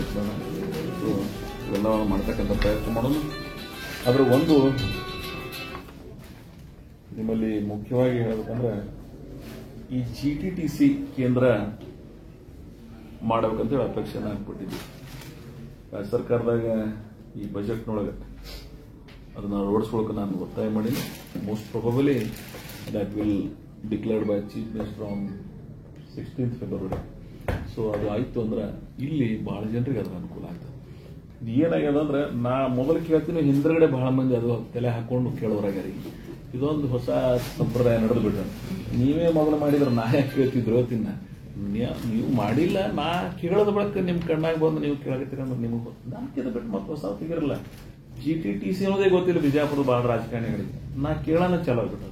ಬಿಜಾಪುರ ನಗರದ MLA ಏನೋ ಅಂದ್ರತ್ತಲ್ಲಿ ಇದ್ರಾಗ ಸೆಷನ್ದಾಗ, ಹೌದು ನೀವು ಕೇಳೋರಿದ್ರೆ ಅಂದ್ರೆ ಮೊದಲೇ ಕೇಳಿದ್ರೆ ನಾಯಕ ಅದನ್ನ GTTC ಇಲ್ಲಿ ಒಂದು ಅನುಕೂಲ ಆಗ್ತದೆ ಅಂತ ಹೇಳಿ ಕ್ರೈಟೇರಿಯಾದಾಗ ಎಲ್ಲ ನಮ್ ಫಿಲಪ್ ಆಗ್ತದೆ ಮತ್ತು ಜಾಗ ಕೊಟ್ಟಿಲ್ಲ. ಸೊ ಸುಮ್ಮನೆ ರಾಜಕಾರಣ ನಡೀತದೆ. ಇನ್ನೊಂದಿನ ಮಾತಾಡೋದು, ಮತ್ತೆ ರಾಜಕಾರಣ ಮಾತಾಡೋದು ಬೇಡಗದ್ನ, ಯಾಕಂದ್ರೆ ಬಹಳ ಒಳ್ಳೆಯ ದಿವಸ ನಾವು ಕೂಡಿದ್ವಿ. ಸೊ ಇಂಥವನ್ನ ಅನೇಕ ವಿಚಾರದವ ನಾ ಪ್ರೆಸ್ ಕರೆದಿದ್ದೆ ನಿನ್ನೆ ಬಿಜಾಪುರದಾಗ. ಆದ್ರೆ ಅದು ನನ್ನ ಹೆಲ್ತ್ ಇಶ್ಯೂ ಇರೋದ್ರಿಂದ ನಿನ್ನ ಅದನ್ನು ಮಾಡೋದಾಗಲಿಲ್ಲ. ಇನ್ನೊಂದು ದಿವಸ ನಿಮ್ಮ ಮುಂದೆ ಇಲ್ಲೇ ನಿಮ್ಮಲ್ಲರೇ ಇಲ್ಲ ಅಲ್ಲದೇ ಎಲ್ಲರೂ ಒಂದು ಕಡೆ ಮಾಡೋದು. ಒಂದು ಬಹಳ ಸೂಕ್ಷ್ಮವಾಗಿರಬೇಕಾಗ್ತದೆ. ಇವತ್ತು ತಾಲೂಕುಗಳನ್ನ ಅಭಿವೃದ್ಧಿ ಮಾಡೋಲಾಗಲಿ, ಜಿಲ್ಲೆ ಅಭಿವೃದ್ಧಿ ಮಾಡೋದು. ಇವತ್ತು ಬಿಜಾಪುರ ಜಿಲ್ಲೆ ಅಭಿವೃದ್ಧಿ ಆಗಲಿ ಅಪೇಕ್ಷೆ ಪಡೋರು ನಾವಿದೆ. ಜಿಲ್ಲಾ ಕೂಗು ಎದಕ್ಕದ ಅಂದ್ರೆ ಇಲ್ಲಿ ಬಾರ್ಡರ್ದಾಗ ಇದೀವಿ ಅಂತ ಬಹಳ ದಿನ. ನಾನು ಹೋದ ಅವಧಿಯೊಳಗೆ ವಿಧಾನಸಭೆಯೊಳಗೆ ಪ್ರಶ್ನೆ ಕೇಳಿದಾಗ ಅವಾಗ ಯಾರು ವಿಚಾರ ಮಾಡಿರಲಿಲ್ಲ. ಈಗ ಸರ್ಕಾರದಿಂದ ಒಂದು ವರದಿ ಕೇಳ್ಯಾರನ್ನ ಎಲ್ಲರೂ ಎಚ್ಚೆತ್ಕೊಂಡು ಕೇಳಕತ್ತಾರ. ನೀವೇ ಮೊದಲು ಕೇಳಿದ್ರೆ ನನಗೇನು ನಿಮ್ದು ಇವತ್ತಿಗೂ ಬದಲಾವಣೆ ಇಲ್ಲ. ಕ್ಯಾಟಗೋರಿಕಲಿ ಇದಕ್ಕಿಂತ ಅದು ಯೋಗ್ಯ ಆಗ್ತಿದೆ ಅದೇ ಆಗಲಿ, ಅದು ನಮ್ಮದೇ ಭಾಗ. ನಾನು ಬಹಳ ಕಾನ್ಸಿಯಸ್ ಪಾಲಿಟಿಕ್ಸ್ ಮಾಡ್ಕೊತ ಬಂದಿದ್ದೀನಿ. ಡೆವಲಪ್ಮೆಂಟ್ದಾಗ ಯಾರು ಸಿಂಧಿ ಆದ್ರೇನು, ಇಂಡಿಯಾ ಆದ್ರೇನು, ಅಥವಾ ಅಖಂಡ ಬಿಜಾಪುರ ಉಳಿದ್ರೇನು, ನನಗೇನೋ ಒಂದು ಬಹಳ ಖುಷಿ ಅನ್ನಿಸ್ತು. ಈ ವಿಚಾರದಾಗ ಒಂದು ನನಗೆ ಸತ್ಯ ಅನಿಸಿದ್ದೇನೆಂದ್ರೆ ಹೊಸ ತಾಲೂಕಾಗ್ಯಾವ, ಇನ್ನು ಅವಕ್ಕೆ ನೀವೆಲ್ಲ ಯೋಗ್ಯವಾದಂಥ ಬೇಡಿಕೆ ಈಡೇರಿಸಿಲ್ಲ. ಈ ಅದನ್ನು ಮೊದಲು ಮಾಡಿ ಅಂತ ಏನು ಹೇಳ್ಯಾರ, ನಾನು ಅವ್ರನ್ನ ಬಹಳ ಹೃದಯದಿಂದ ಸ್ವಾಗತಿಸ್ತೀನಿ. Yes, it is right. ನೀವು ಘೋಷಣೆ ಮಾಡೋಕ್ಕಿಂತ ಮೊದಲೇ ನಮ್ಗೆ ಏನು ತಾಲೂಕುಗಳು ಘೋಷಣೆ ಮಾಡಿದ್ರೆ ಆ ತಾಲೂಕು ಅಭಿವೃದ್ಧಿ ಪಡಿಸ್ತೀನಿ. ಏಟಾಗ್ಯಾವ ಚರ್ಚಾದಾಗ ಏನು ಅಭಿವೃದ್ಧಿ ಆಗ್ಯದ, ಆಮೇಲ್ದಾಗ ಏಟಾಗ್ಯದ, ದೇವರಿಪುರಿಗೆ ಏಟಾಗ್ಯದ, ತಾಳಿಕೋಟೆಗೆ ಏಟಾಗ್ಯದ, ಕೋಲಾರದಾಗ ಏಟಾಗ್ಯದ, ತಿಕೋಟದಾಗ ಏಟಾಗ್ಯದ, ಎಲ್ಲ ನೋಡ್ತೀನಿ ನಾನು. I agree. ನಾನು ಜನಪರ ಮನುಷ್ಯ. ಅಂದಿನೊಂದದ್ದೇ ಅಭಿವೃದ್ಧಿ ಆಗಲಿ ಅಂತ ಹೇಳಿ ತಗಲಕ್ ರಾಜಕೀಯವರು ಅಲ್ಲ ನಾವಿಲ್ಲ. ನಾವು ಹಿಟ್ಲರೂ ಅಲ್ಲ. ನಮ್ಮ ಅಪೇಕ್ಷೆಗಳನ್ನ ಸರ್ಕಾರಕ್ಕೆ ಮುಟ್ಟಿಸ್ತಕ್ಕಂಥ ಪ್ರಯತ್ನ ಮಾಡಿದ್ವಿ. ಆದ್ರೆ ಅದನ್ನ ಕಾಲಮಿತಿ ಹಿಂಗೆ ಆಗಲಿ ಅಂತ ಯಾಕೆ ಅಪೇಕ್ಷೆ ಪಟ್ಟಿಲ್ಲ ಅಂದ್ರೆ, ಅವಾಗ ಯಾರೋ ಮತ್ತೊಬ್ರು ಪ್ರಶ್ನೆ ಮಾಡೋರು ಇರಲಿಲ್ಲ. ಅವಾಗ ನೀವು ಅವಾಗ ಪ್ರಶ್ನೆ ಮಾಡಿದ್ರೆ ಅಂದ್ರೆ ಸಿದ್ದಿಯವರು ನನಗೆ ಅವಾಗ ಒತ್ತಾಯ ಮಾಡಿದ್ರೆ ಅದನ್ನ ಬಿಟ್ಬಿಡ್ತಿದ್ದೆ. ಇದನ್ನ ಚರ್ಚೆಗೆ ಹೋಗ್ತಿಲ್ಲ. ನೀವು 4-6 ವರ್ಷಗಟ್ಟಲೆ ಸುಮ್ ಕೂತು ಈ ಟೈಮ್ನಾಗ ಮಾಡಿ ನಿಮಗೂ ತಪ್ಪು ಅನ್ನಂಗಿಲ್ಲ. ಅಲ್ಲಿ ಪ್ರತಿನಿಧಿಗಳ ಕರ್ತವ್ಯ ನಮ್ಮ ಕ್ಷೇತ್ರದ ನಮ್ಮ ಜನರಿಗೆ ಅವ್ರ ಪರವಾಗಿ ಧ್ವನಿ ಎತ್ತುದು, ಅವ್ರ ಪರವಾಗಿ ನಮ್ಮ ಕನಸು, ನನಗೊಬ್ಬನಿಗೆ ಕನಸು ಇರಬೇಕನ್ನ ಅವ್ರಿಗೂ ಇರಬೇಕು. ಆದ್ರೆ ಅವ್ನ ಮೆರಿಟ್ ಬೇಸ್, ಅವ್ನ ಇಶ್ಯೂ ಬೇಸ್ ಮತ್ತು ಅದಕ್ಕೆ ಹಿನ್ನೆಲೆ. ನಾನೇ ಭಾಳ ಸರ್ತಿ ಹೇಳಿ, IMM ಸಜ್ಜನ್ ಅಂತ ಒಬ್ಬ ಹಿರಿಯ ಮನುಷ್ಯರು ಧ್ವನಿ ಎತ್ತದಕ್ಕೆ ನಾವು ಯಾರು ಅವ್ರ ಜೊತೆಗೆ ಸಹಕರಿಸಲಿಲ್ಲ ಅಂತ ಹೇಳಿ ಹೈದರಾಬಾದ್ ಕರ್ನಾಟಕದಾಗ ಕೂಡ್ಲಿಲ್ಲ. ನಾವು ಆರ್ಟಿಕಲ್ 371ದಾಗ ಕೂಡ್ಲಿಲ್ಲ. ನಾವು ಆರ್ಟಿಕಲ್ 371ದಾಗ ಯಾರ್ಯಾರು ಕೂಡ್ಯಾರ ಹೈದರಾಬಾದ್ ಕರ್ನಾಟಕ ಬೆಲ್ಟ್ದಾಗ ಅವ್ರ ರೇಟ್ ಸುಖದಾಗ ಅದ. ಅವ್ರ ಮಕ್ಕಳ ವಿದ್ಯಾಭ್ಯಾಸಕ್ಕೆ, ಅವರ ಬದುಕಿಗೆ ಬದಲಾವಣೆ ಆಗ್ಯದ. ಯಾಕೆ ಬಳ್ಳಾರಿ ಏನಿತ್ತಂದ್ರೆ ಬಳ್ಳಾರಿ ಮದ್ರಾಸ್ ಪ್ರೆಸಿಡೆನ್ಸಿ ಒಳಗಿದ್ದದ್ದು. ಅವ್ರೇನು ಹೈದರಾಬಾದ್ ಕರ್ನಾಟಕ ಟ್ರೀಟ್ ಆಗಲ್ಲ, ನವಾಬ್ ರಾಜಕೀಯ ಇರ್ಲಿಲ್ಲ ಅವರು. ಆದ್ರೂ ರಾಜಕೀಯ ಇಚ್ಛಾಶಕ್ತಿಯಿಂದ ಕೊಂಡಯ್ಯನಂತವ್ರು ಒತ್ತಾಯ ಮಾಡಿ ಅಲ್ಲಮ್ಮ ವೀರಭದ್ರಪ್ಪನಂತವ್ರು ಒತ್ತಾಯ ಮಾಡಿ ಸೋನಿಯಾ ಗಾಂಧಿ ನಿನ್ನ ಗೆಚ್ಚಿದೆ ಅಂತ ತಿಳ್ಕೊಂಡು ಮನಮೋಹನ್ ಸಿಂಗ್ ಮೇಲೆ ಒತ್ತಾಯ ಮಾಡಿ ಆ ಬಳ್ಳಾರಿ ಒತ್ತಿ ಕುಡಿಸಿದ್ರು. ಎದುರು ಕೂಡ ಹೈದರಾಬಾದ್ ಕರ್ನಾಟಕ, ಕಲ್ಯಾಣ ಕರ್ನಾಟಕ ಇವತ್ತೇನು ಕರಿತೀವಿ ಅದ್ರ ಕೂಡ ಕುಡಿಸಿದ್ರು. ನಮಗ್ ಕೂಡಿಲ್ಲ, ನಮ್ ಧ್ವನಿ ಅಂತ ನಮ್ ಧ್ವನಿ ಎಲ್ಲ ಈಡೇರಿಸ್ತಾರ ಹೇಳಂಗಿಲ್ಲ. ಅದು ಒತ್ತಾಯ ಮಾಡ್ಲಿಕ್ಕೆ ಅಂತಪ್ಪ ಇಂದಾದ ಅಚಾತುರ್ಯಗಳನ್ನ ನಾನು ಮೊದಲು ಕೃಷ್ಣ ನೀರಾವರಿ ಒಳಗೆ ಹೇಳಿದೆ. ಹಿಂದಿನವ್ರದ್ದು ನಾನು ತಪ್ಪು ಅನ್ನಂಗಿಲ್ಲ, ಆದ್ರೆ ಆ ಇಚ್ಛಾಶಕ್ತಿ ಇರ್ಲಾರ ಬಟ್ಟೆಗೆ ಇವತ್ತು ನಮ್ಮ ಮನೆ ಬರ ನೀರು 130 ಸಿ ತಗೋಬೇಕಾಗ್ತದೆ. ಈ ಸಿಂಧಿಯವ್ರು ಯಾವಾಗ ಕೇಳಿದ್ರೆ ನಾನೇ ನಿಮ್ ಪರ ಹೇಳ್ತೀನಿ. ಸಿಂಧಿಗೆ ಯಾವಾಗಲೂ ನಾನು ಅನ್ಕಿಂತ ಹೆಚ್ಚಿಗೆ ಕಾಳಜಿ ಮಾಡ್ತೀನಿ. ಯಾಕಂದ್ರೆ we are all brotherhoods, almost all ಸಿಂಧಿಗೆ ನಾವು ಎಲ್ಲರೂ ಕೂಡಿ ಬದುಕಬೇಕು, ನಂದೇ ಆಗಬೇಕು ಅಂತ ಅಪೇಕ್ಷೆ ಪಡ್ತಕ್ಕಂಥವ್ರಲ್ಲ ನಾವು. ಆದ್ರೆ ನೀವು ನಾನು ಸೆಷನ್ದಾಗೆ ಪ್ರಿವಿಯಸ್ ಗೌರ್ಮೆಂಟ್ದಾಗ ಮುಖ್ಯಮಂತ್ರಿಗಳು ಇರಲಿಲ್ಲ. ಅವತ್ತು ನನಗೆ ಉತ್ತರ ಯಾರು ಕೂಡ ಹೋಮ್ ಮಿನಿಸ್ಟರ್ ಅವತ್ತಿದ್ದು ಯಾರು ಶಿವಮೊಗ್ಗದವರು ಅಲ್ಲ, ಯಾರು ದಯಾನಂದ ಅವ್ರೇನು ಉತ್ತರ ಕೊಟ್ಟರು ನನಗೆ, ನಿಮ್ಮ ಬೇಡಿಕೆ ಯೋಗ್ಯವಾಗಿದೆ, ಭವಿಷ್ಯದ ದಿನಗಳಲ್ಲಿ ಇದನ್ನ ನಾವು ಆದ್ಯತೆ ಮೇಲೆ ಒಪ್ಕೋತೀವಿ. ಅವತ್ತು ಒಬ್ರು ಸಿಂಧಿ ಭಾಗದ ಶಾಸಕರು ಇದ್ರಲ್ಲಿ, ಅವತ್ತೇ ಆ ವಿಷಯ ಅವ್ರು ಏನೋ ಡ್ರ್ಯಾಗಪ್ ಮಾಡಿದ್ರು ಅಂದ್ರೆ ಐ ಕೆನಾಟ್, ಈ ಇಲೆಕ್ಷನ್ ನಾನು ಅದನ್ನು ಇಶ್ಯೂ ಮಾಡ್ತಿರ್ಲಿಲ್ಲ. ನೀವು ನಾನು ಅವರು ಇವರು ತನಂಗಿಲ್ಲ, ನೀವು ಅವತ್ತೇ ಇಲ್ಲಿ ಸಿಂಧಿ ಒಳಗೆ ಯಾರೋ ಒಬ್ರು ಕೂಗಿ ಎತ್ತಿದ್ರಿ ಅಂದ್ರೆ, ಅವತ್ತು ಯಾರೋ ಒಬ್ರು ಪ್ರೆಸ್ ಮೀಟ್ ಮಾಡಿದ್ರಿ ಅಂದ್ರೆ ನಾನು ಒಪ್ಕೋತಿದ್ದೆ. ನೀವು ಯಾರು ಏನೋ ಮಾಡ್ಲಾರ್ದೆ ಕೊನೆ ಹಂತಕ್ಕೆ ನಾವೊಂದು ಸ್ಟೇಜಿಗೆ ತಂದು ಒಳಕ್ಕೆ ನಮಗೂ ಬೇಡ ನಿಮಗೂ ಬೇಡ ಅನ್ನಂಗೆ ಮಾಡ್ದಂಗ ಅದು ಮಾಡ್ಕೊಳಕ್ ಹೋದಂಗ ಅಲ್ಲಿ ನೀವು ನಿಮಗೂ ಆಗೋದು ಬೇಡ ನಮಗೂ ಆಗೋದು ಬೇಡ. ಮತ್ತೆ ಅದ್ರ ಹಿಂದೆ ಯಾರು ಇರ್ತಾರ ಗೊತ್ತಿರ್ತದ. ಹಿಂದೆ ಇದಕ್ಕೆ ಯಾರು ಇರ್ತಾರೆ, ಅವರು ನನ್ನ ಆತ್ಮೀಯಗಳು ಯಾರು ಇರ್ತಾರೆ, ನಾನು ನೋಡ್ತೀನಿ ಅವ್ರಿಗೆ. ಅವ್ರು ನಾನು ನೋಡ್ಕೋತಿ ಇಲ್ಲಿ ಬಂದಿಲ್ಲ, ನಾನು ನೋಡ್ಕೋತಿರ್ತೀನಿ. ನನಗೇನೇನು ಹೊಸದಲ್ಲಿದೆ. ಆದ್ರೆ ಯಾವುದು ಯಾವ ಟೈಮಕ್ಕೆ ಏನಂದ್ರು ನಾವು ಅವಾಗ ಅವರೇ ಮೊದಲು ಧ್ವನಿ ಎತ್ತಿ ಇವತ್ತು ನಾವು ಅವ್ರ ಜಾಗದಾಗ ಅಂದಿದ್ರು ನನಗೆ ಏನ್ ಹಚ್ಚಿದ್ರು ನೀವು ಪಾಪ ಅವರು 10 ವರ್ಷ ಆಯ್ತು ರೀ ಬಡ್ದಾಡ್ಲಾಕತ್ತಾರೆ, ನೀವೇ ಯಾಕೆ ಇವತ್ತು ಧ್ವನಿ ಎತ್ತಿದ್ರೆ ನೀವೇ ಕೇಳ್ತೀರಿ. ನ್ಯಾಯ ನೀತಿ ಧರ್ಮ ಜನ ಸೂಕ್ಷ್ಮವಾಗಿ ಅಬ್ಸರ್ವ್ ಮಾಡ್ತಿರ್ತಾರೆ. ಇದ್ರ ಹಿನ್ನೆಲೆ ಏನು, ಈಗ ಯಾಕೆ ಇಶ್ಯೂ ಬಂತು, ಹಿಂದಕ್ಕೆ ಯಾಕೆ ಬಂದಿಲ್ಲ ಬರ್ಲಿಕ್ಕೆ ಹೋಗ್ಬೇಡ್ರಿ. ಸುಮ್ಮನೆ ನಿಮ್ಮ ಆಫ್ ದಿ ರೆಕಾರ್ಡ್ ಹೇಳ್ತಾ ಇದ್ದೀನಿ. ನಂದು ಯಾರ ಬಗ್ಗೆ ತಾತ್ಸರ ಭಾವನೆ ಇಲ್ಲ. ನಾನೇ ರಾಜಕೀಯವಾಗಿ ಭಾಳ ಮಂದಿಗೆ ಸಹಾಯ ಮಾಡೀನಿ, ಯಾರ್ಯಾರು ಏನೇನು ಮಾಡಿ ನಾನು ಭಗವಂತ ಗೊತ್ತ ಶಾಂತೀಶ್ವರ ನೂರಾಗ್ತಿ. ಆದರೆ ಪರಿಸ್ಥಿತಿಗಳನ್ನ ಏನದ ಅನ್ನೋದು ಗಮನಿಸಿ ನೀವು ರಾಜಕಾರಣ ಮಾಡಬೇಕು.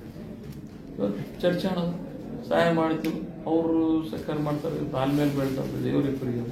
ದೇವರಿಬ್ಬರಿಗೆ ನಾನೇ ಒಪ್ಕೋತೀನಿ. ಅವ್ರಿಗೆ ನಮ್ಗಿಂತ ಸರಿ ಅದು ಹಾಕಿ ಆಮೇಲೆ ನಮ್ದೇನು ಜನರ ಸರ್ಕಾರ ಇದ್ರೆ ಇದು ಮಾಡ್ಲಿಕ್ಕಾಗ್ತದೆ, ಇರ್ಲಿಲ್ಲ ಅಂದ್ರೆ ಮಾಡ್ಲಿಕ್ಕಾಗಲ್ಲ. ನಾವ್ಯಾರು ಬ್ರಿಟಿಷ್ ಆಡಳಿತದಾಗಂತೂ ಇಲ್ಲ. ಮೆರಿಟ್ ಈಗ ಅಭಿಪ್ರಾಯ ಕೇಳಿದೇವಿ, ಇನ್ನು ಮೆರಿಟ್ ಮೇಲೆ ಗೊತ್ತಿಲ್ಲ. Which is the merit? ಬುದ್ಧಿವಂತರಿಗೆ 10 ಅಸ್ತ್ರಗಳು ಇರ್ತಾವಂತೆ, ನಾನು ಆ ಕೆಟಗರಿಗೆ ಬರ್ತೀನಿ. 1 ಅಸ್ತ್ರ ಬಿಟ್ಟು ಅಂದ್ರೆ ಇನ್ನ 9 ಅಸ್ತ್ರ ಮತ್ತೊಂದು ಬಳಕೆ ಇರ್ತೇನೆ. ಮತ್ತೆ ವಿ ಆರ್ ಮೋಸ್ಟ್ ಕ್ಯಾಟಗಾರಿಕಲಿ ಎಲ್ಲಿ ಏನು ಹೋಗ್ಬೇಕು ಅನ್ನೋದು ನನ್ಗೆ ಗೊತ್ತದ. On merit base. ಹೌದು, ಹಿಂದಿನ ಪ್ರಿವಿಯಸ್ ಗವರ್ಮೆಂಟ್ದಾಗ ಹೊಸಪೇಟೆ ಏನು ವಿಜಯನಗರದ ಕರಿತೀವಿ ಇತ್ತನದ, ಅದಕ್ಕೂ ಬಳ್ಳಾರಿಯವ್ರು ಬಹಳ ವಿರೋಧ ಮಾಡ್ಯಾರ. ನಿತ್ತನದ that is political decision. Yediyurappa chief minister ಸಂದರ್ಭ ಅಂತ ಕಾಲ ತರ್ತೀನಿ ನಾನು. ನನಗೇನು ಬಿಡ್ತೀನಿ, ನಾ ಬಿಡ್ತೀನಿ ಆ ಟಗರನ್ನ. ನಾವು ಮಂದಿನು ಅಂದ್ರೆ ಬಿಟ್ಕೊಡಂಗಿಲ್ಲ. ಆದ್ರೆ ಯಾವುದೇ ಇರಲಿ ಸ್ವಯಂತೆಯಿಂದ ಇರಬೇಕಾಗುತ್ತೆ. ರಾಜಕಾರಣ ಸಕಾರಾತ್ಮಕ ಚಿಂತನೆಗಳನ್ನು ನಡಿಬೇಕು.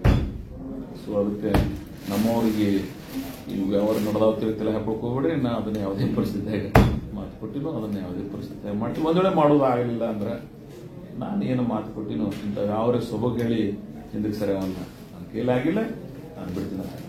ನಾನು ಎಲ್ಲರೇ ಸುಮ್ಮನೆ ಕಾರಣಗಳು ಕೊಟ್ಟು ಸರ್ ಸುಳ್ಳು ಹೇಳಿ ಮತ್ತೆ ಚುನಾವಣೆಗೆ ಬರುವ ಮನುಷ್ಯ ನನ್ನ ಅದ್ರ ಅವಶ್ಯಕತೆನೂ ಇಲ್ಲ. ನನಗೆ ಇಂಥವು ಭಾಳ ನೋಡ್ಬಿಟ್ಟಿನ 35 ವರ್ಷ ಸಾರ್ವಜನಿಕ ಬದುಕನಾಗಿ ಅಂದದ್ದನ್ನ ಮಾಡಬೇಕು, ಮಾಡಲಿಲ್ಲ ಅಂದ್ರೆ ಅಲ್ಲಿ ಇರಬಾರ್ದು.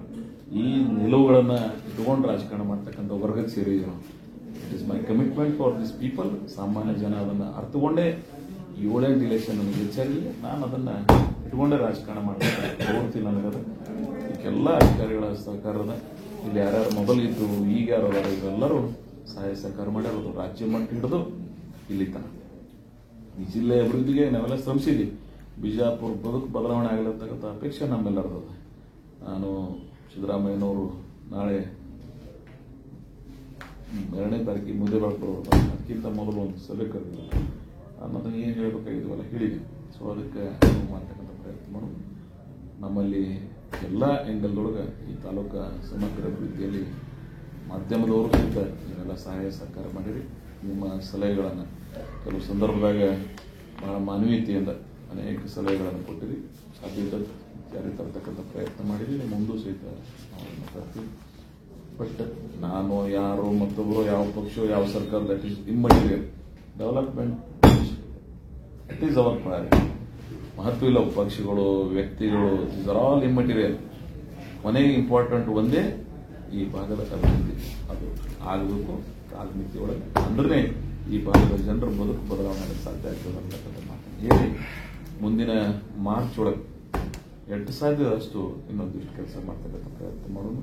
ನಿಮ್ಮೆಲ್ಲರ ಸರ್ಕಾರದಲ್ಲಿ ಯಾರಾದರೆ ಇವತ್ತು ಅಂಬೇಡ್ಕರ್ ಅವರ ಜಾಥಾದೊಳಗೆ ನಾವೆಲ್ಲರೂ ಕೂಡಿ ಪಾಲ್ಗೊಂಡು ಈ ಇಡೀ ಇದೊಂಥರ ಜಾಗೃತಿ ಜಾಥಾ ಅನ್ನಂಗಿಲ್ಲ, ಇದು ಉತ್ಸವ ಗಣರಾಜ್ಯೋತ್ಸವ ದಿನ ನನಗೆ ಅಂಬೇಡ್ಕರ್ ಅವರ ಸಂವಿಧಾನ ಏನು ಕೊಟ್ಟಿದ್ದಾರೆ, ಗಾಂಧೀಜಿಯವರ ರಾಮರಾಜ್ಯದ ಕನಸಿನ ಸ್ವರೂಪ ಏನಂದ, ನಮ್ಮ ದೇಶವಾಸಿಗಳಿಗೆ ಅದು ಮುಟ್ಟಿಸಬೇಕಾದದ್ದು ನಮ್ಮೆಲ್ಲರ ಕರ್ತವ್ಯ. ಇದನ್ನ 26ರಿಂದ 23ರವರೆಗೂ ಮುಂದಿನ ದಿನ ಏನು ಸಂಚರಿಸ್ತದೆ ಎಲ್ಲ ಧರ್ಮದ ಎಲ್ಲ ಸಂಘ ಸಂಸ್ಥೆಗಳು ಎಲ್ಲ ವರ್ಗ ಏನು ಎಲ್ಲರೂ ಕೂಡಿ ಅದಕ್ಕೆ ನಾವು ಸ್ವಾಗತಿಸೋಣ, ಅದರ ಜಾಗೃತಿ ಒಳಗೆ ಪಾಲ್ಗೊಳ್ಳೋಣ, ಅದರ ಯಶಸ್ವಿಗೆ ನಾವೆಲ್ಲರೂ ಕಾರಣೀಭೂತರಾಗೋಣ ಅಂತಕ್ಕಂಥ ಮಾತನ್ನು ಹೇಳಿ ಡಾಕ್ಟರ್ ಬಾಬಾ ಸಾಹೇಬ್ ಅಂಬೇಡ್ಕರ್ ಅವ್ರನ್ನ ಇನ್ನೊಮ್ಮೆ ನಾನು ಸ್ಮರಿಸ್ಕೋತೀನಿ, ಗಾಂಧೀಜಿಯವ್ರನ್ನ ಸ್ಮರಿಸ್ಕೋತೀನಿ. ಅವರ ಭದ್ರ ಬುನಾದಿ ಈ ದೇಶ ನಡೀಲಿ, ಆ ದಾರಿ ಒಳಗೆ ನಾವೆಲ್ಲ ಸಂಕಲ್ಪ ಮಾಡಿ ಆ ದಾರಿ ಒಳಗೆ ಸಾಗೋಣ. ಈ ಗಣರಾಜ್ಯೋತ್ಸವ ನಮಗೆ ಆ ಪ್ರೇರಣೆ ನೀಡಲಿ ಅಂತ ನಾನು ಭಾವಿಸಿಕೊಂಡು ತಮ್ಮೆಲ್ಲರಿಗೂ ವಿಶೇಷವಾಗಿ ಪಾಲ್ಗೊಳ್ಳೋಕ್ಕಾಗಿ ನೆನೆಸಿ ಯಾರ ಪ್ರಶ್ನೆಗಳಿದ್ರೆ ಕೇಳಬಹುದು.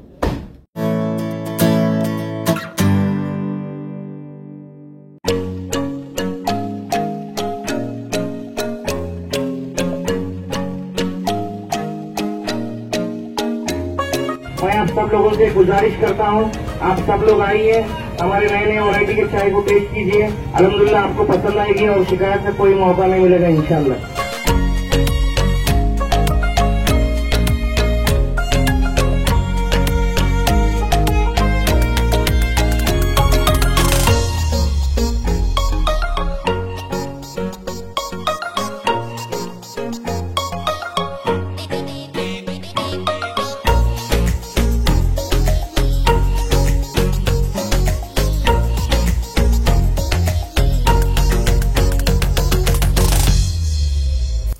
शहर इंडी के टीपू सुल्तान सर्कल में थोड़े दिन पहले स्टार नाम से चाय होटल की ओपनिंग स्टार फ्रेंचाइजी के मालिक के हाथों हुई है।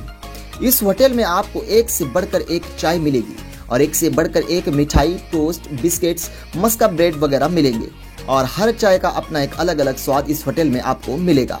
अगर आपको चाय की तलब है तो स्टार टी कैफे आपके लिए तैयार है। राब्ते के लिए आप इन नंबरात पर कांटेक्ट कर सकते हैं। यूसुफ अड्डेवाले 7676191193, जमीर चौधरी 9945088402 पर।